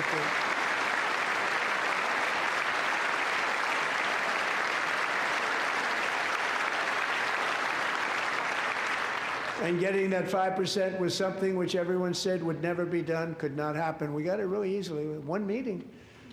And big difference between 2% that's not paid. We were paying the freight of many of them. Very few were paid up. Now 5%, then they're paid. And everything we send over to Ukraine is sent through NATO, and they pay us in full. They pay us totally in full. Every branch of our armed forces is setting records for recruitment. This is so exciting. And every service member recently.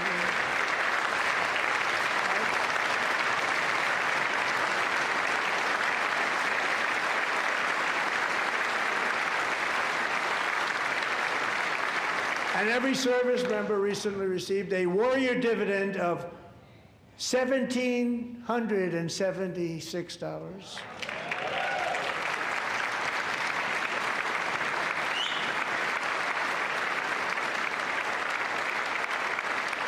You know, they put it on my desk. We got the money from tariffs and other things, a lot of money we have. We have much more money than people understand. Have to rebuild that program a little bit, but it won't take long. But we got the money, and it was $1,775, and they wanted my approval. And I said, what's the number? $1,775. I said, wait a minute, for $1 more we can have $1,776. It's going to... I said, we're going to figure that. I never asked anybody if we could afford it. $1 more, I said $1,776. And I said, that's good. And I'll tell you what, our military, that was 4 months ago, our military, I never see a person in the military that doesn't thank me for it, so we're honored to do it. They deserve it. And we call it 1776. It was great. And we love our military. We love our law enforcement. We love our firemen. You know, the firemen don't get mentioned enough. We love our firemen. We're also...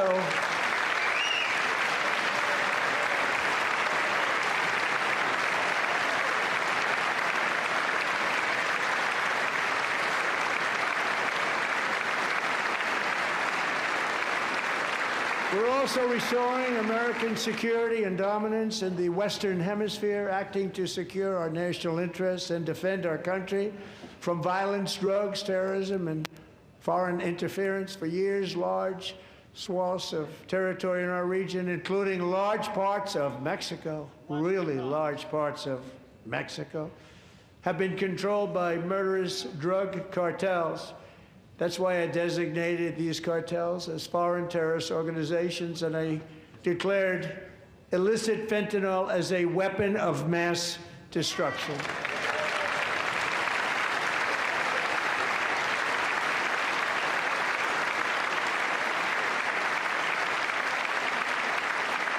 And with our new military campaign, we have stopped record amounts of drugs coming into our country and virtually stopped it completely coming in by water or sea. You probably noticed that.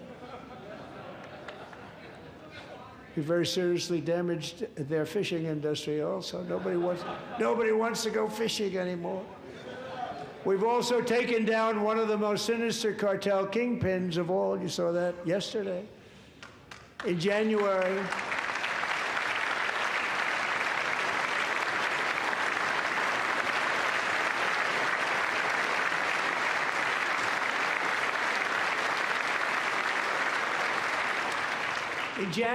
elite American warriors carried out one of the most complex, spectacular feats of military competence and power in world history. No one's seen anything like it. Foreign leaders, I won't tell you who, called me and they said, very impressive, very good.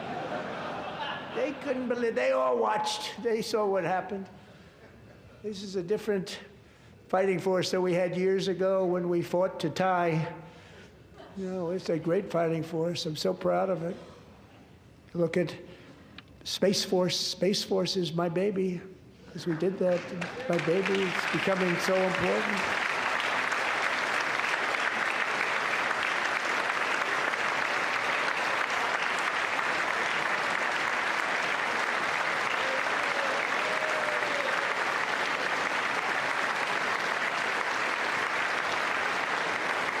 And America's armed forces overwhelmed all defenses and utterly defeated an enemy, good fighters, to end the reign of outlawed dictator Nicolas Maduro and bring him to face American justice.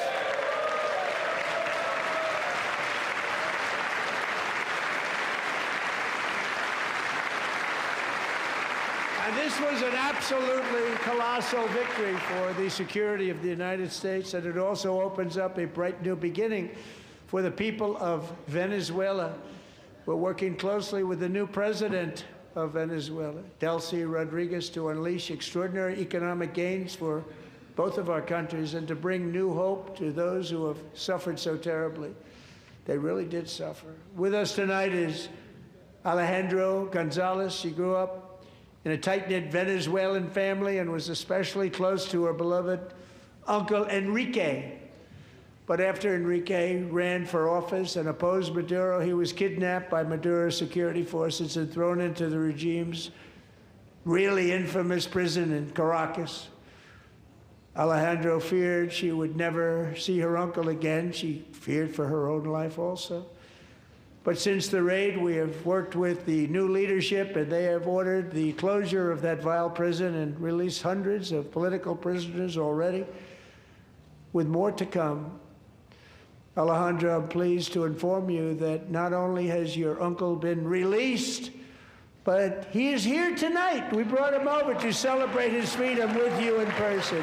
Enrique, please come down.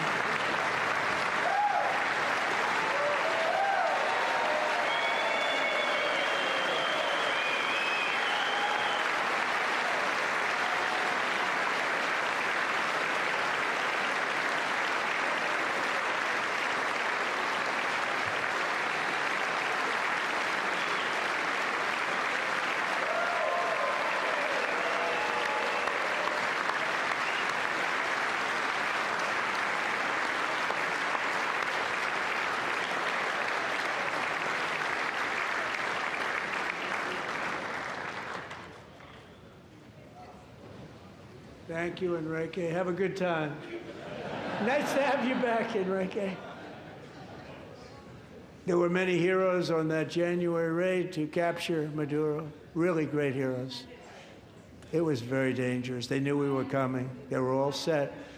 But the deeds of one warrior that night will live forever in the eternal chronicles of military valor.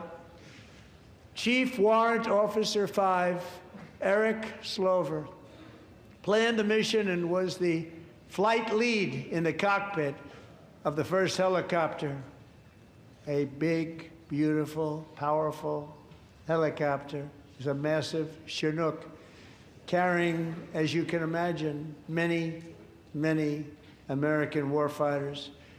Wearing the dog tags, his wife Amy had blessed with holy water before he left. She knew it was going to be a rough one. Eric steered the Chinook under the cover of night and descended swiftly upon Maduro's heavily protected military fortress. This was a major military installation, protected by thousands of soldiers and guarded by Russian and Chinese military technology. How did that work out? Not too good. While preparing to land, enemy machine guns fired from every angle, and Eric was hit very badly in the leg and hip, one bullet after another. He absorbed 4 agonizing shots, shredding his leg into numerous pieces. And yet, despite the fact that the use of his legs was vital to successful helicopter flight, legs are the most important part of flying a helicopter. To deliver the many commandos who would capture and detain Maduro was the only thing Eric was thinking about. Then, even as he was gushing blood, which was flowing back down the aisle, helicopter lands at a steep angle. The machine guns stood right in front of him. They were right in front of him, 2 machine gunners who escaped the wrath of the previous planes. Eric maneuvered his helicopter with all of those lives and souls to face the enemy and let his gunners eliminate the threat. Turned the helicopter around so the gunners could take care of business, saving the lives of his fellow warriors from what could have been a catastrophic crash deep in enemy territory. Only after safely landing the helicopter with all the warriors aboard in the exact right spot, which was vital to the mission. We probably would have had to maybe cancel the mission if that didn't happen. Eric told his co-pilot, also wounded, but not as gravely, to take over. I'm about ready to pass out. The success of the entire mission and the lives of his fellow warriors hinge on Eric's ability to take the searing pain. It was unbelievable what's happened to his legs of the bullets and keep on flying and landing, and people knew what was happening. Everybody in the back of the helicopter knew because they saw the blood pouring down the aisle. Chief Warrant Officer Slover is still recovering from his serious wounds, but I'm thrilled to say that he is here tonight with his wife Amy, Eric, and Amy, come on in.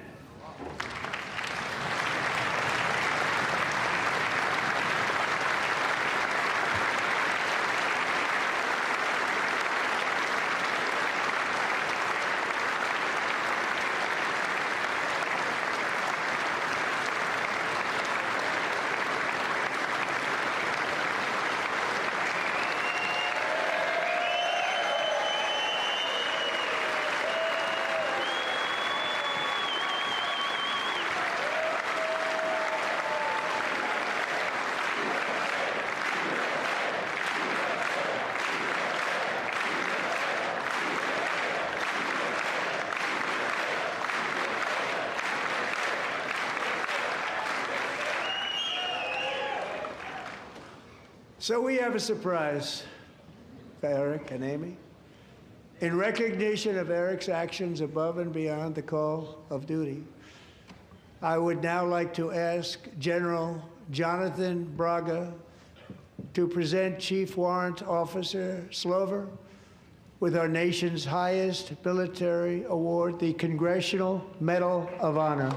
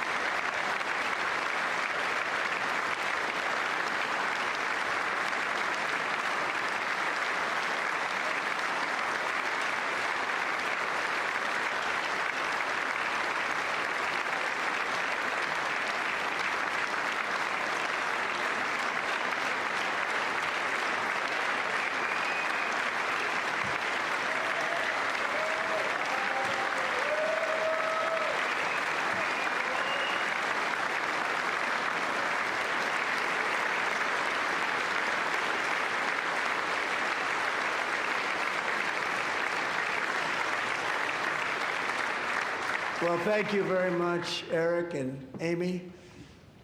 Great to get to know you. I met with them and with a lot of their fellow warriors at Fort Bragg recently. You notice the name Fort Bragg, we have it back, we brought it back. We won the First World War with it, the Second World War with it, and then they decided to change the name. So we changed it back. Everybody wanted to change back too. And 10 of Eric's fellow warriors from that incredible night of victory will also be receiving medals at a private ceremony that will soon be held at the White House. And Eric will be there. Thank you.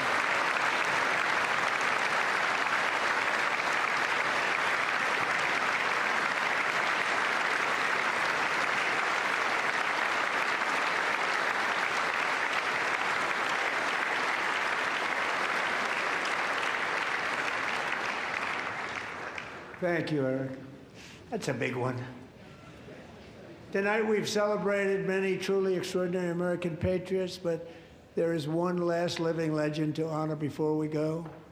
He is one more heroic American aviator, Navy fighter pilot. Royce Williams served in World War II, Korea, Vietnam, flying more than 220 missions. In the skies over Korea in 1952, Royce was in the dogfight of a lifetime, legendary dogfight. Flying through blizzard conditions, his squadron was ambushed by 7 Soviet fighter planes. It was his first aerial combat of the war, and despite being massively outnumbered and outgunned, Royce led the takedown of 4 enemy jets and almost destroyed the others, vanquishing his adversaries while taking 263 bullets to his own plane and being seriously hurt. His story was secret for over 50 years. He didn't even want to tell his wife, but the legend grew and grew. But tonight, at 100 years old, this brave Navy captain is finally getting the recognition he deserves. He was a legend long before this evening. Royce, please stand up, and I will ask the First Lady of the United States to present Captain Royce Williams with his Congressional Medal of Honor.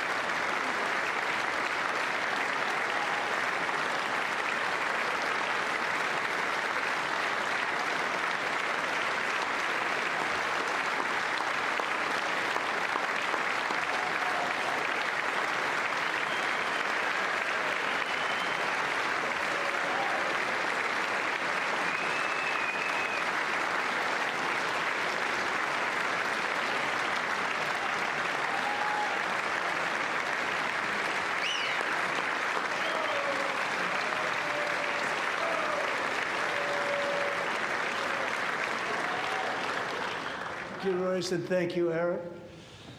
I've always wanted the Congressional Medal of Honor, but I was informed I'm not allowed to give it to myself, and I wouldn't know why I'd be taking it, but if they ever open up that law, I will be there with you someday. But you know, that's our highest honor, Congressional Medal of Honor, and that's a big thing, and it's an honor to be in the same room with you. Thank you both very much, Eric. Thank you.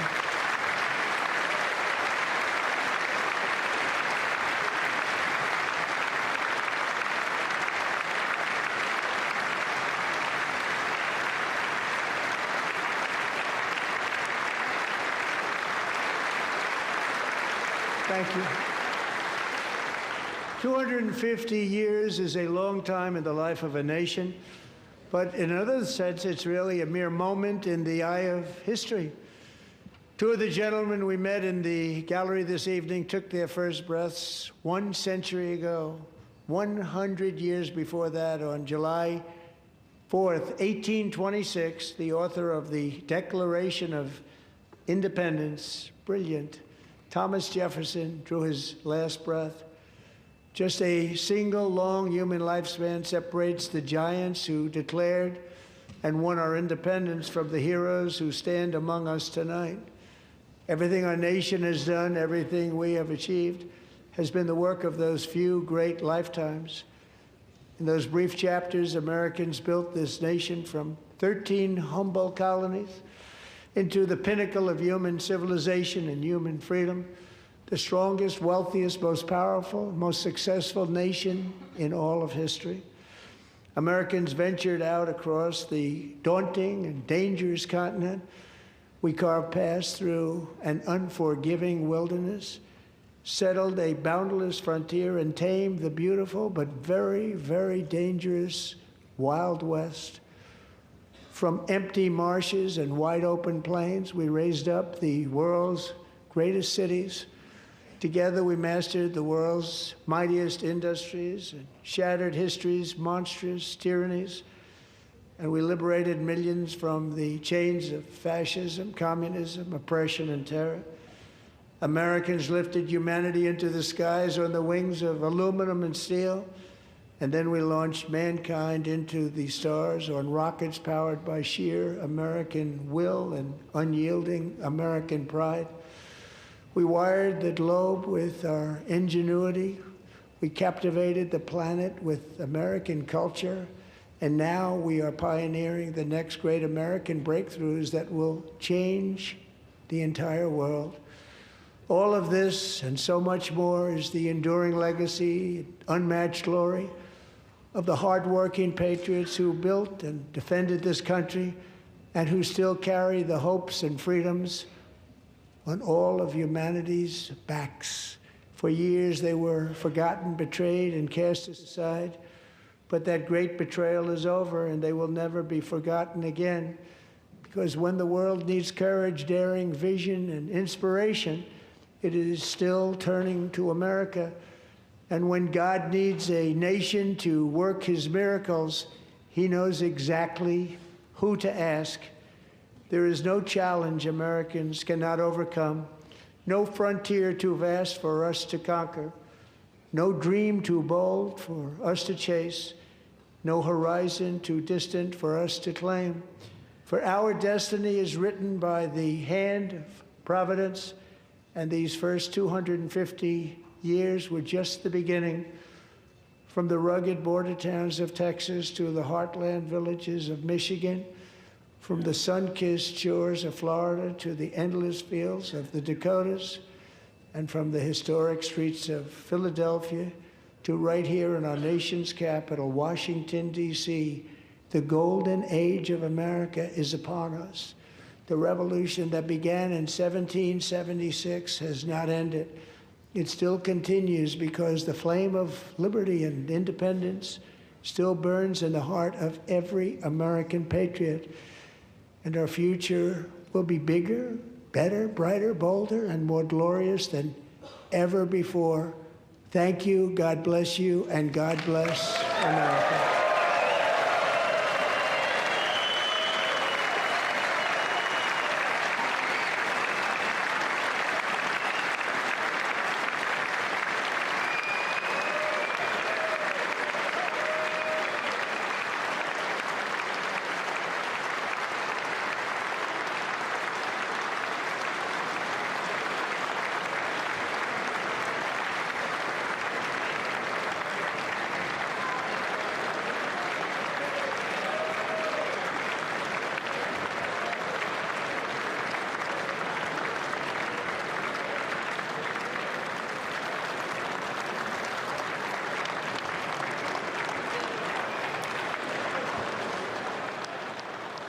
You've been watching special coverage of President Donald Trump's 2026 State of the Union address to a joint sitting of America's Congress. All those members of Congress who turned up, there were several dozen Democrats who absented themselves to appear at an alternative event outside of Capitol Hill.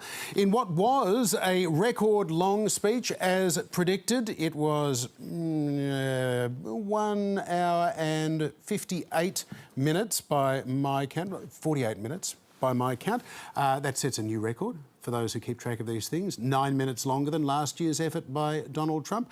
Running through, as you would expect, a list of his achievements, that which he claims to have achieved in the first 12 months since his return to power last year.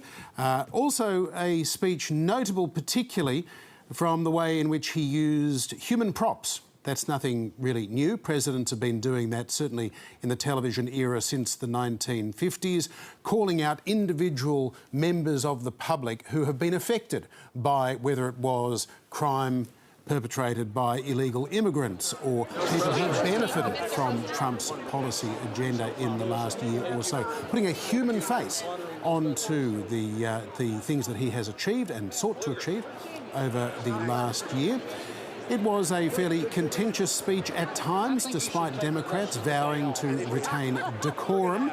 The president himself was frequently critical of the Democrats, keenly aware of those to his right who were not standing up and applauding at times when he thought that he deserved stand up and applause from Democrats. And of course, we also saw in a typical Trumpian flourish, always the master of the television medium and the moment, awarding a number of medals. I think 3 medals were awarded throughout the course of the almost 2-hour speech to various individuals. He also made much of the 250th anniversary of the United States coming up this July. He repeatedly described this as a golden age for America. He brought out the gold medal winning American men's ice hockey team, although history suggests that winning a gold medal in the ice hockey at the Winter Olympics isn't necessarily the key to presidential good fortunes. Back in Lake Placid in 1980, Jimmy Carter was president when America last won an ice hockey gold medal. And of course, he went on to lose that election. And indeed, major anniversaries for the United States don't necessarily help the incumbent president. Back in 1976, Republican President Gerald Ford had the bicentennial at that time, and of course he went on to lose that November's election. So we'll have much more analysis coming up. Lan He Chen, Republican strategist who has also been a healthcare advisor to Democrats, including Barack Obama, will be joining us from Washington, D.C. shortly. Chaz will be back with me in the studio with his memorable moments and takes on what was important and not so much from this speech. But first, let's get some reaction from our Washington, D.C. bureau. The ABC's correspondent there, Rachel Clayton, is with us. Rachel, welcome to you. I guess, first of all, as a reporter, what do you think you and your colleagues are going to be reporting on? What was so newsworthy out of this speech? Well, it was very long. It was a record-breaking speech that we now know broke about 100 minutes, which is not surprising. We knew it was going to be a very long one. It was an entertaining one. I think that is going to definitely make headlines going forward. There were a lot of medals that were given out. We had a pretty amazing show of the men's hockey team coming in. It was really, I think President Trump and the Republicans really put on a show for America, and that is definitely going to be making news. What else is, what's going to be really delved into here is fact-checking. There were a lot of claims made by President Trump about his achievements over the past year, a lot of claims made about previous administrations and what they had done to the American economy. Fact-checking has already started. A lot of those live blogs that a lot of us follow when these speeches are made were fact-checking as that went on, and there were a lot of things that were false that were said. So I think that we will see stories coming out fact-checking a lot of what President Trump said. And the final thing that I think a lot of people will be talking about is how President Trump really divided the crowd. There was a clear break in that chamber between the Republicans on one side, Democrats on the other, with the Republicans cheering, standing up, giving standing ovations at every moment that they could, whereas the Democrats really sat very quietly for a while until it got to a bit of a breaking point where we saw a few congresswomen shout at Mr. Trump. They didn't quite stand up and shout, but it got pretty close. So I think his ability to divide that crowd and really corral some members of Congress into breaking with what we thought was going to be a bit of a promise of staying quiet will definitely be making headlines too. Yeah, indeed, Rachel. The speech began with one Democratic member of Congress, in Congressman Al Green, being forcibly ejected from the chamber for holding up a sign, a reference to that AI video, racist AI video that President Trump posted on Truth Social a couple of weeks ago. Al Green saying that black people are not apes. He was ushered out of the chamber. But apart from that, what has been the reaction that you've been able to gauge so far across the United States and from Democrats in particular? Well, from Democrats, the reaction that we've seen really has been in the chamber. There was this People's State of the Union outside the Capitol earlier on, where there were a few Democratic representatives and senators who went there to sort of boycott the State of the Union. But I think the true reaction that we've seen so far from Democrats was within that chamber. There were clearly people who were incredibly unhappy with some of the claims that President Trump made, especially what he said about immigrants, about alleged fraud in Minnesota. We saw Ilhan Omar, who's a congresswoman, really go hard and sort of shout that Mr. Trump was a liar. I think someone shouted out that he was a murderer. So that is really the reaction we're seeing right now in the moment. We are going to see a rebuttal speech from the Democrats. Governor Spanberger is going to be giving that in Virginia. She's probably going to be starting that very soon. She had to wait until that speech was over to be able to give that rebuttal speech.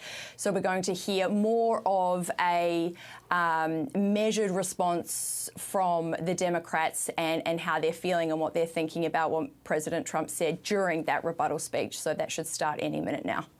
As for President Trump delivering what was, as you say, a record-long speech, sometimes when President Trump is sticking to the prepared remarks rather than diverging from them greatly, he can get a little bit low-key. There were some quieter moments in this speech, as well as the theatrics of the various people that he introduced to illustrate his points. Overall, though, did you get a sense of how well was he trying to defend his record? Was he trying to explain anything, or was it simply a case of Donald Trump saying everything's now great under me, everything was terrible under Joe Biden?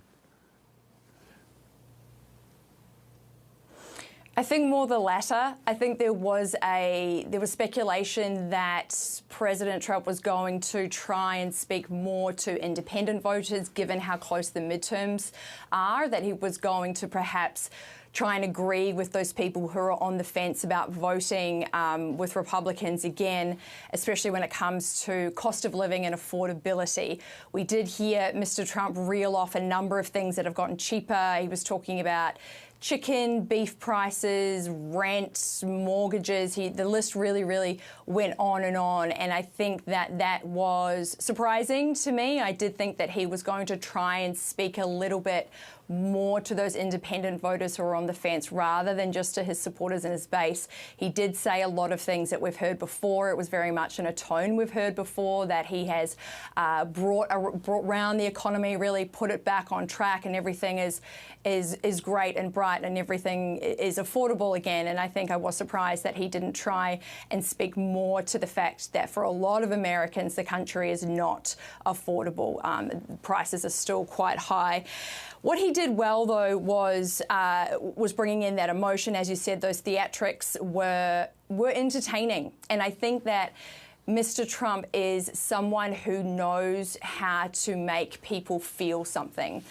A lot of the substance of what he said is going to be scrutinised. We know he's very good at exaggerating, making claims about things that may not be true. I don't really think he cares too much about the fact check that's going to go on with those claims. I think that he very much, and it was really clear when he started to really corral the crowd, that he just cares about making people feel something, and I think that he really showed off America tonight. It's the 250th anniversary this year. He mentioned it quite a few times. We saw him give out medals. We saw him really focus on America. He really didn't speak about allies in other countries. It was a very America first, America strong speech. And for people who might be more attracted to a leader who really talks in a way that creates a lot of support, I think that they will walk away supporting Donald Trump in that way. I think that he really made people feel something about America, and a lot of the time people vote emotionally. They're not very logical with how they're voting. We're not going to see a lot of people going through every line, everything he said, fact-checking every claim. I think, and I think he knows that. So I think he did very well in really making people remember how he made them feel during this incredibly long speech that he made tonight. Incredible. Tonight, after just 1 year, I can say with dignity and pride that we have achieved a transformation like no one has ever seen before, and a turnaround for the ages. It is indeed a turnaround for the ages. Our country is winning again. In fact, we're winning so much that we really don't know what to do about it.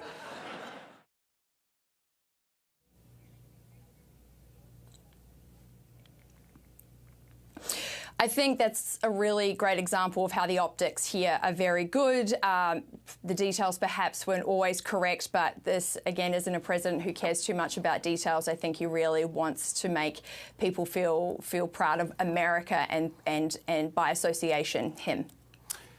Rachel Clayton in Washington, D.C., thank you for your analysis. We look forward to you reporting over the rest of the day here on ABC News.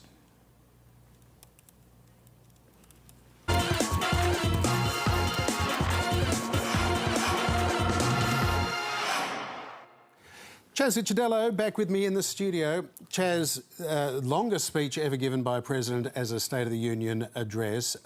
Unfortunately, there wasn't time for him to mention Jeffrey Epstein once, it seems, and the war on a more serious note, or both a serious note, I suppose, but the war in Ukraine received passing mention, about a dozen words. The ongoing conflict between Russia and Ukraine, not apportioning blame, just highlighting the fact that 25,000 people are dying every month and that they're doing everything they can to bring an end to a war which, obviously, he pledged more than a year ago to end on day one, and we're now at about, well, day 400.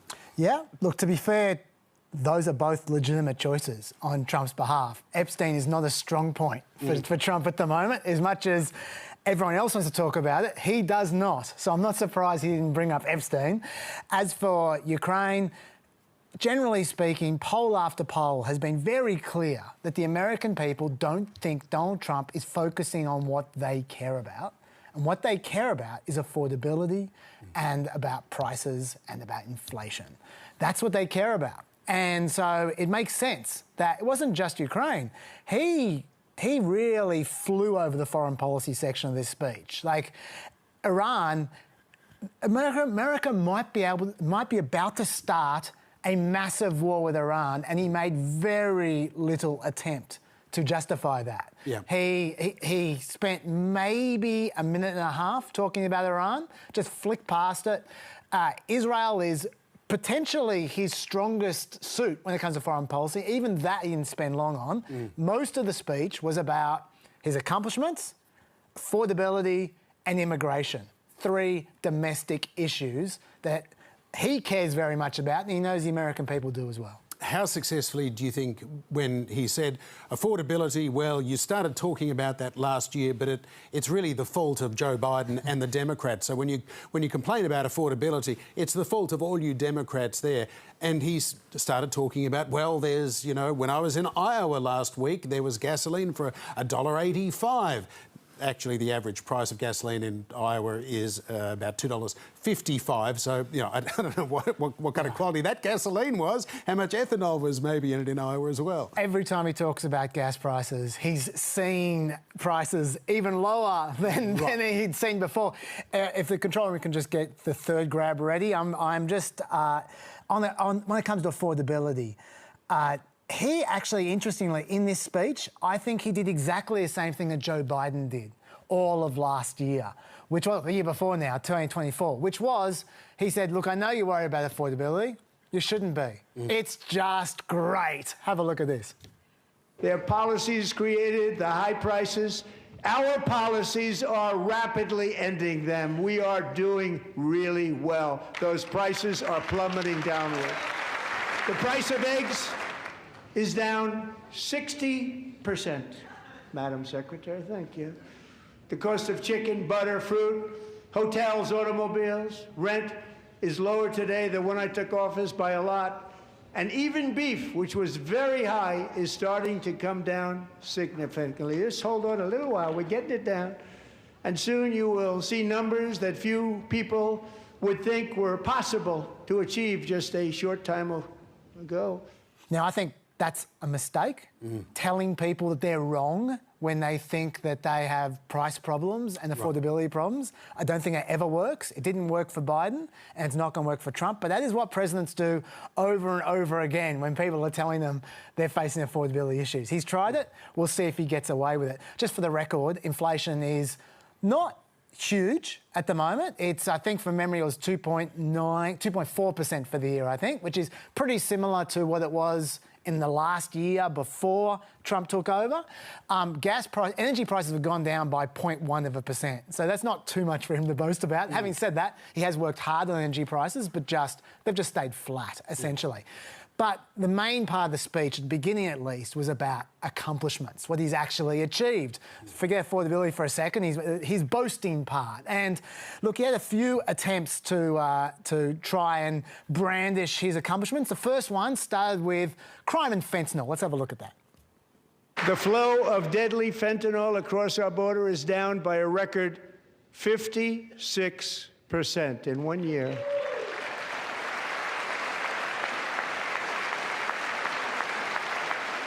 And last year, the murder rate saw its single largest decline in recorded history. This is the biggest decline, think of it, in recorded history, the lowest number in over 125 years, year 1900. In fact, substantially before my wonderful father, I had a wonderful father, Fred, before he was born. To be fair, those numbers are 100% correct. That is not a lie. They are the lowest murder rates for at least 70 years. The numbers get a bit dodgy before then, like they didn't do stats very well. But it's important to realise that Trump didn't invent this. I've got a graph of the murder rate over the last 60, 70 years. If you have a look here, you can see that it's been going down since 2022. And in 2024, when that curve started to turn down, Trump said those numbers were fake. And now he says those numbers are magnificent.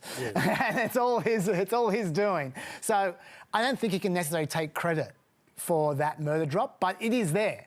The fentanyl drop, maybe he can take credit on that because that's about fentanyl intercepted on the border. And there's no doubt that he's had success on the border.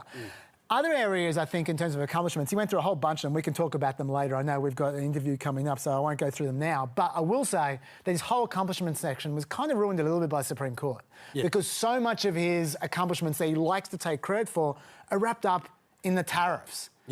And the tariffs have just gone. And well, let's take a look at that because there was a lot of anticipation as to whether we were going to have the spectacle of an American president berating the Supreme Court justices, including the three Conservatives who sided with the three Progressives to strike down those tariffs. And it was interesting. First, the restraint that the president showed, he was critical. He described it as an unfortunate decision. The stony-faced look from Chief Justice John Roberts was pretty memorable as well. But also the new rationale, where the president essentially said, I don't need Congress to act on tariffs now. That's new. Telling Congress in a State of the Union, I don't need you to do anything about this, that's a bit unusual because often these speeches are about telling Congress what he wants them to do. And he essentially said, well, it was mission accomplished because by having these tariffs for the last 8 or 9 months, we've now got trade deals on favourable terms that essentially solve the problem of the imbalance in trade that he used to justify the tariffs in the first place. Take a look. One of the primary reasons for our country's stunning economic turnaround, the biggest in history, where the Dow Jones broke 50,000 4 years ahead of schedule, and the S&P hit 7,000, where it wasn't supposed to do it for many years, were tariffs. And then just 4 days ago, an unfortunate ruling from the United States Supreme Court, it just came down. So despite the disappointing ruling, these powerful, country-saving, it's saving our country, the kind of money we're taking in, peace-protecting. Many of the wars I settled was because of the threat of tariffs. I wouldn't have been able to settle them without. Will remain in place under fully approved and tested alternative legal statutes. And they have been tested for a long time. They're a little more complex, but they're actually probably better, leading to a solution that will be even stronger than before. Congressional action will not be necessary. It's already time-tested and approved. And as time goes by, I believe the tariffs paid for by foreign countries will, like in the past, substantially replace the modern-day system of income tax. Look, just to be clear, that's fantasy. Tariffs are never going to replace income tax substantially. Income tax is so much more than tariffs. Right. The period he's talking about in the early 1900s, when tariffs were the primary source of revenue. The McKinley era. Yeah, there was a lot less spending at that point in time. Right. And like a lot of things that America spends money on now, like Medicare and Social Security, they did not have that when tariffs was the primary source of revenue. Maintaining the fiction, of course, that it is foreign countries that pay the tariffs rather than American consumers who pay the tariffs as well. But having said that, if we're to be fair, that's what he was saying then. It's not just about replacing income tax. There are other things that tariffs potentially got him. For instance, he negotiated a bunch of deals using tariffs as a form of blackmail, essentially. And one of the things he's claimed is a great amount of investment as a result of that. We can have a look at him talking about that. In 4 long years, the last administration got less than $1 trillion in new investment in the United States. And when I say less, substantially less.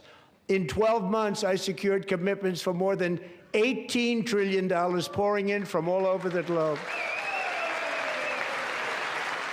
Think of it, much less than $1 trillion for 4 years versus much more than $18 trillion for 1 year. What a difference a president makes.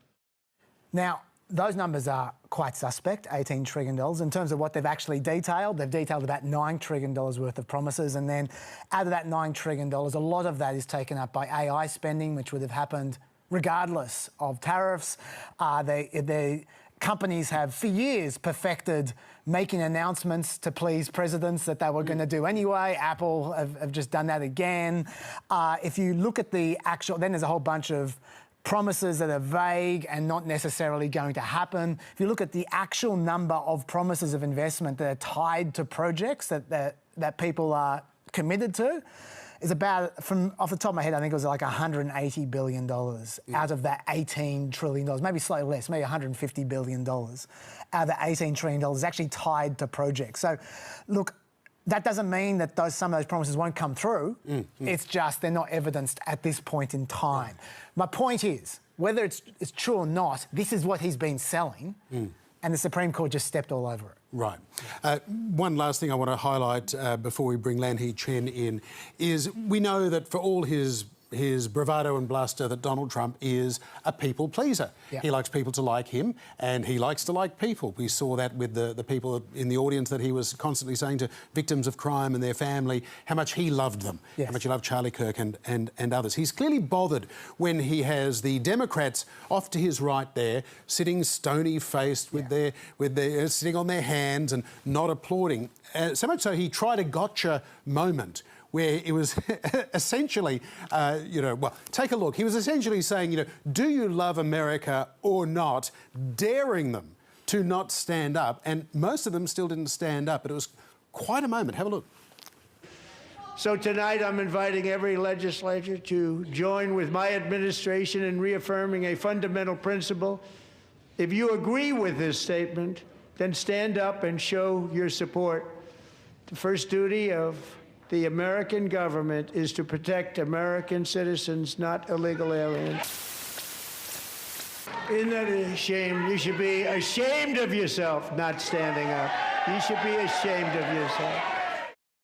Exactly the kind of gotcha moment that we used to see in candidate debates that Trump himself would usually refuse to go along with. Famously in 2016 asked whether, if you're not the Republican nominee, would you support the Republican nominee? And he wouldn't raise his hand then. He tried it out on the Democrats and, well, you should be ashamed of yourself. Good theatre. That's the only time that they broke in the entire... It's actually a relatively uncontroversial State of the Union for Trump. I think that was the least amount of booing and carrying on I've seen in the 5 speeches he's given along these lines. That was it. He did refer to the Democrats as crazy and sick on about half a dozen occasions as well. Let's get some more analysis. We're lucky to be joined from Washington, D.C. by old friend of the show, Lan Hee Chen. He was a policy director for Mitt Romney's 2012 presidential campaign. He's now a fellow at Stanford's Hoover Institution. Lan Hee, great to see you there. Apart from its duration, its record-setting duration, what do you think Donald Trump's 2026 State of the Union address will go down in the history books for? Well, I think it depends on whether one is a supporter of President Trump or a detractor. And I think that just like everything else Donald Trump does, it's likely that people see it through that lens. It's a Rorschach test. And I think for those who support him, they see a speech of demonstrated strength, focus on the economy and affordability issues. And for those who do not support him, they see the skirmish on immigration, the skirmish on electoral reform, a president who is talking about things in some cases that simply were not true. And I think that that, like everything else in America, is how this speech is going to be analyzed. I do think the politics of this in the long run will satisfy a lot of Republicans in the sense that the president did what he needed to do in focusing on these affordability questions, which ultimately I think will dominate the midterm election cycle. Lan Hee, Trump is obviously very upset about being deprived of his favoured kind of tariffs. But in your view, how much has the Supreme Court ruling compromised Trump's economic plan, if at all? Well, I think we're going to see in part how long, for example, the current mechanism the president is using is not an unlimited mechanism. There does come a point at which the law requires Congress to affirm the use of those tariffs in that way. So potentially the impact is quite significant if, in fact, that's something that ends up getting enforced and the president uses the same mechanism that he has used so far via executive action. But it was more about a rebuke of the president's signature agenda item. And that's why I think he took it so harshly when the court decided the way it did, because this ultimately is something, I mean, there's very few things, if you look at the political history of Donald Trump, there are very few things he's been completely consistent on over the years. Tariffs, that's one thing he has been completely consistent on. And so I think it was a personal affront to him and ultimately will have significant policy impact if, in fact, the law is followed. Lan Hee, one notable absence from this speech was a wish list to present to Congress itself. It gave the impression that President Trump isn't hugely confident, with a razor-thin majority in the House, of passing a lot of legislation, except those that he's already naming in memory of victims of crime.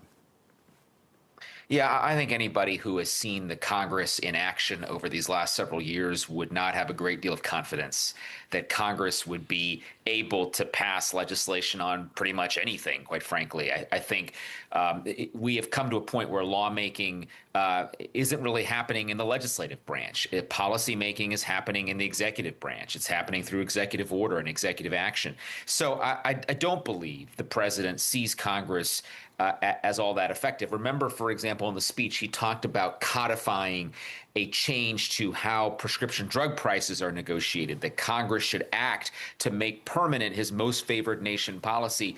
As much as he might want that to happen, it's probably not going to happen because Congress is unlikely to take an action that is controversial, let alone, I mean, you want to talk about other kinds of action. They're certainly not going to act on something where there's division amongst Republicans, and that's an issue where there is. So I think he, like many Americans, view Congress pretty dimly right now. He said that he spent a lot of time focusing on affordability issues and domestic sort of economics issues, which I agree he did, and I think it's a smart thing to do. But I would say another larger portion of that speech was dedicated to try and reframing the issue of immigration. Back in 2024, immigration was about border chaos, and that worked out very well for Trump. In the last couple of months, immigration as an issue has become about chaos in the cities, in Minneapolis and so forth, and that has not worked out very well for Trump.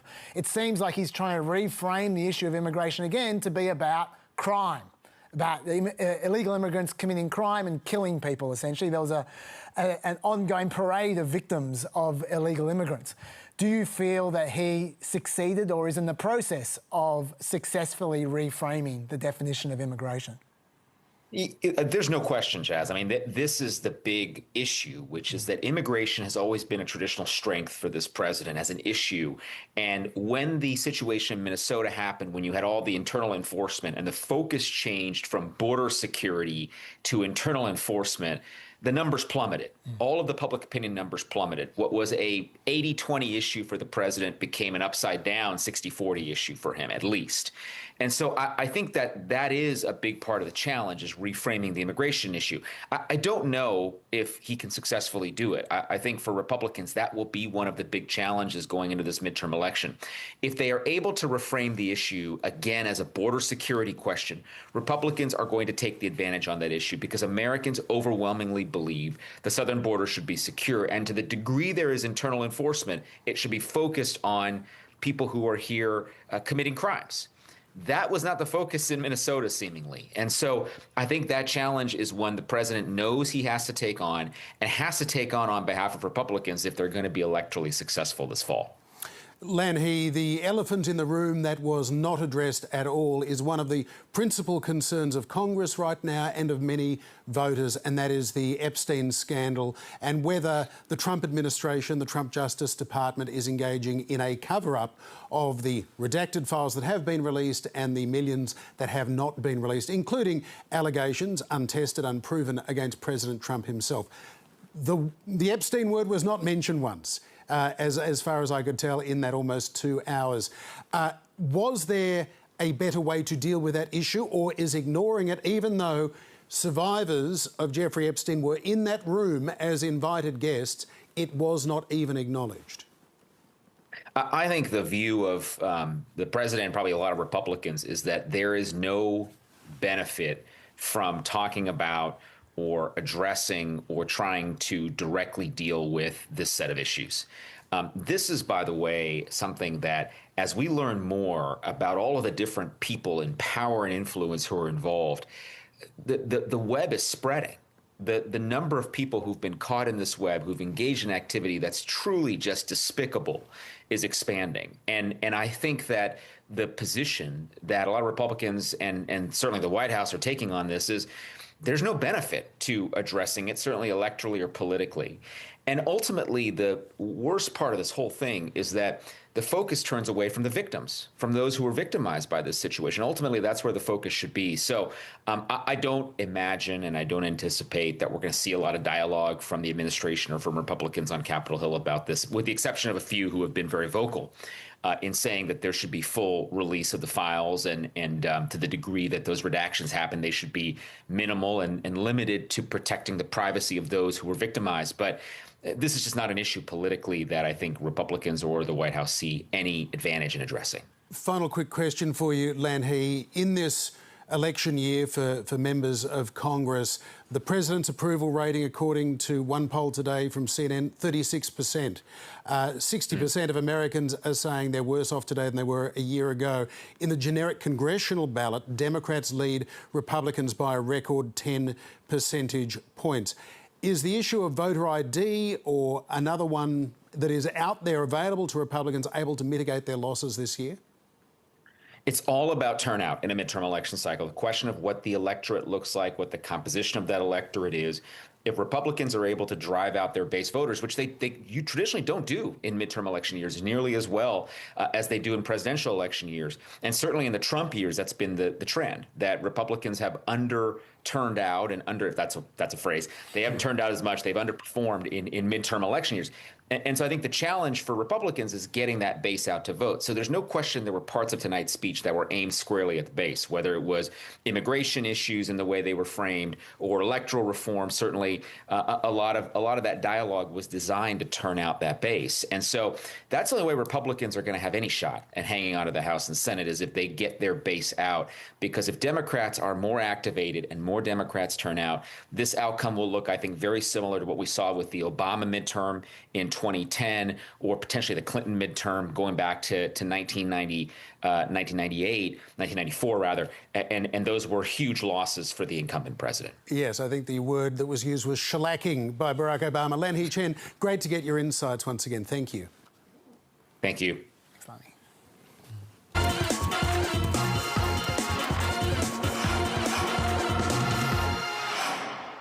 Just a few minutes left. Chaz, what else stood out to you in this speech that you think is worth analysing at this point?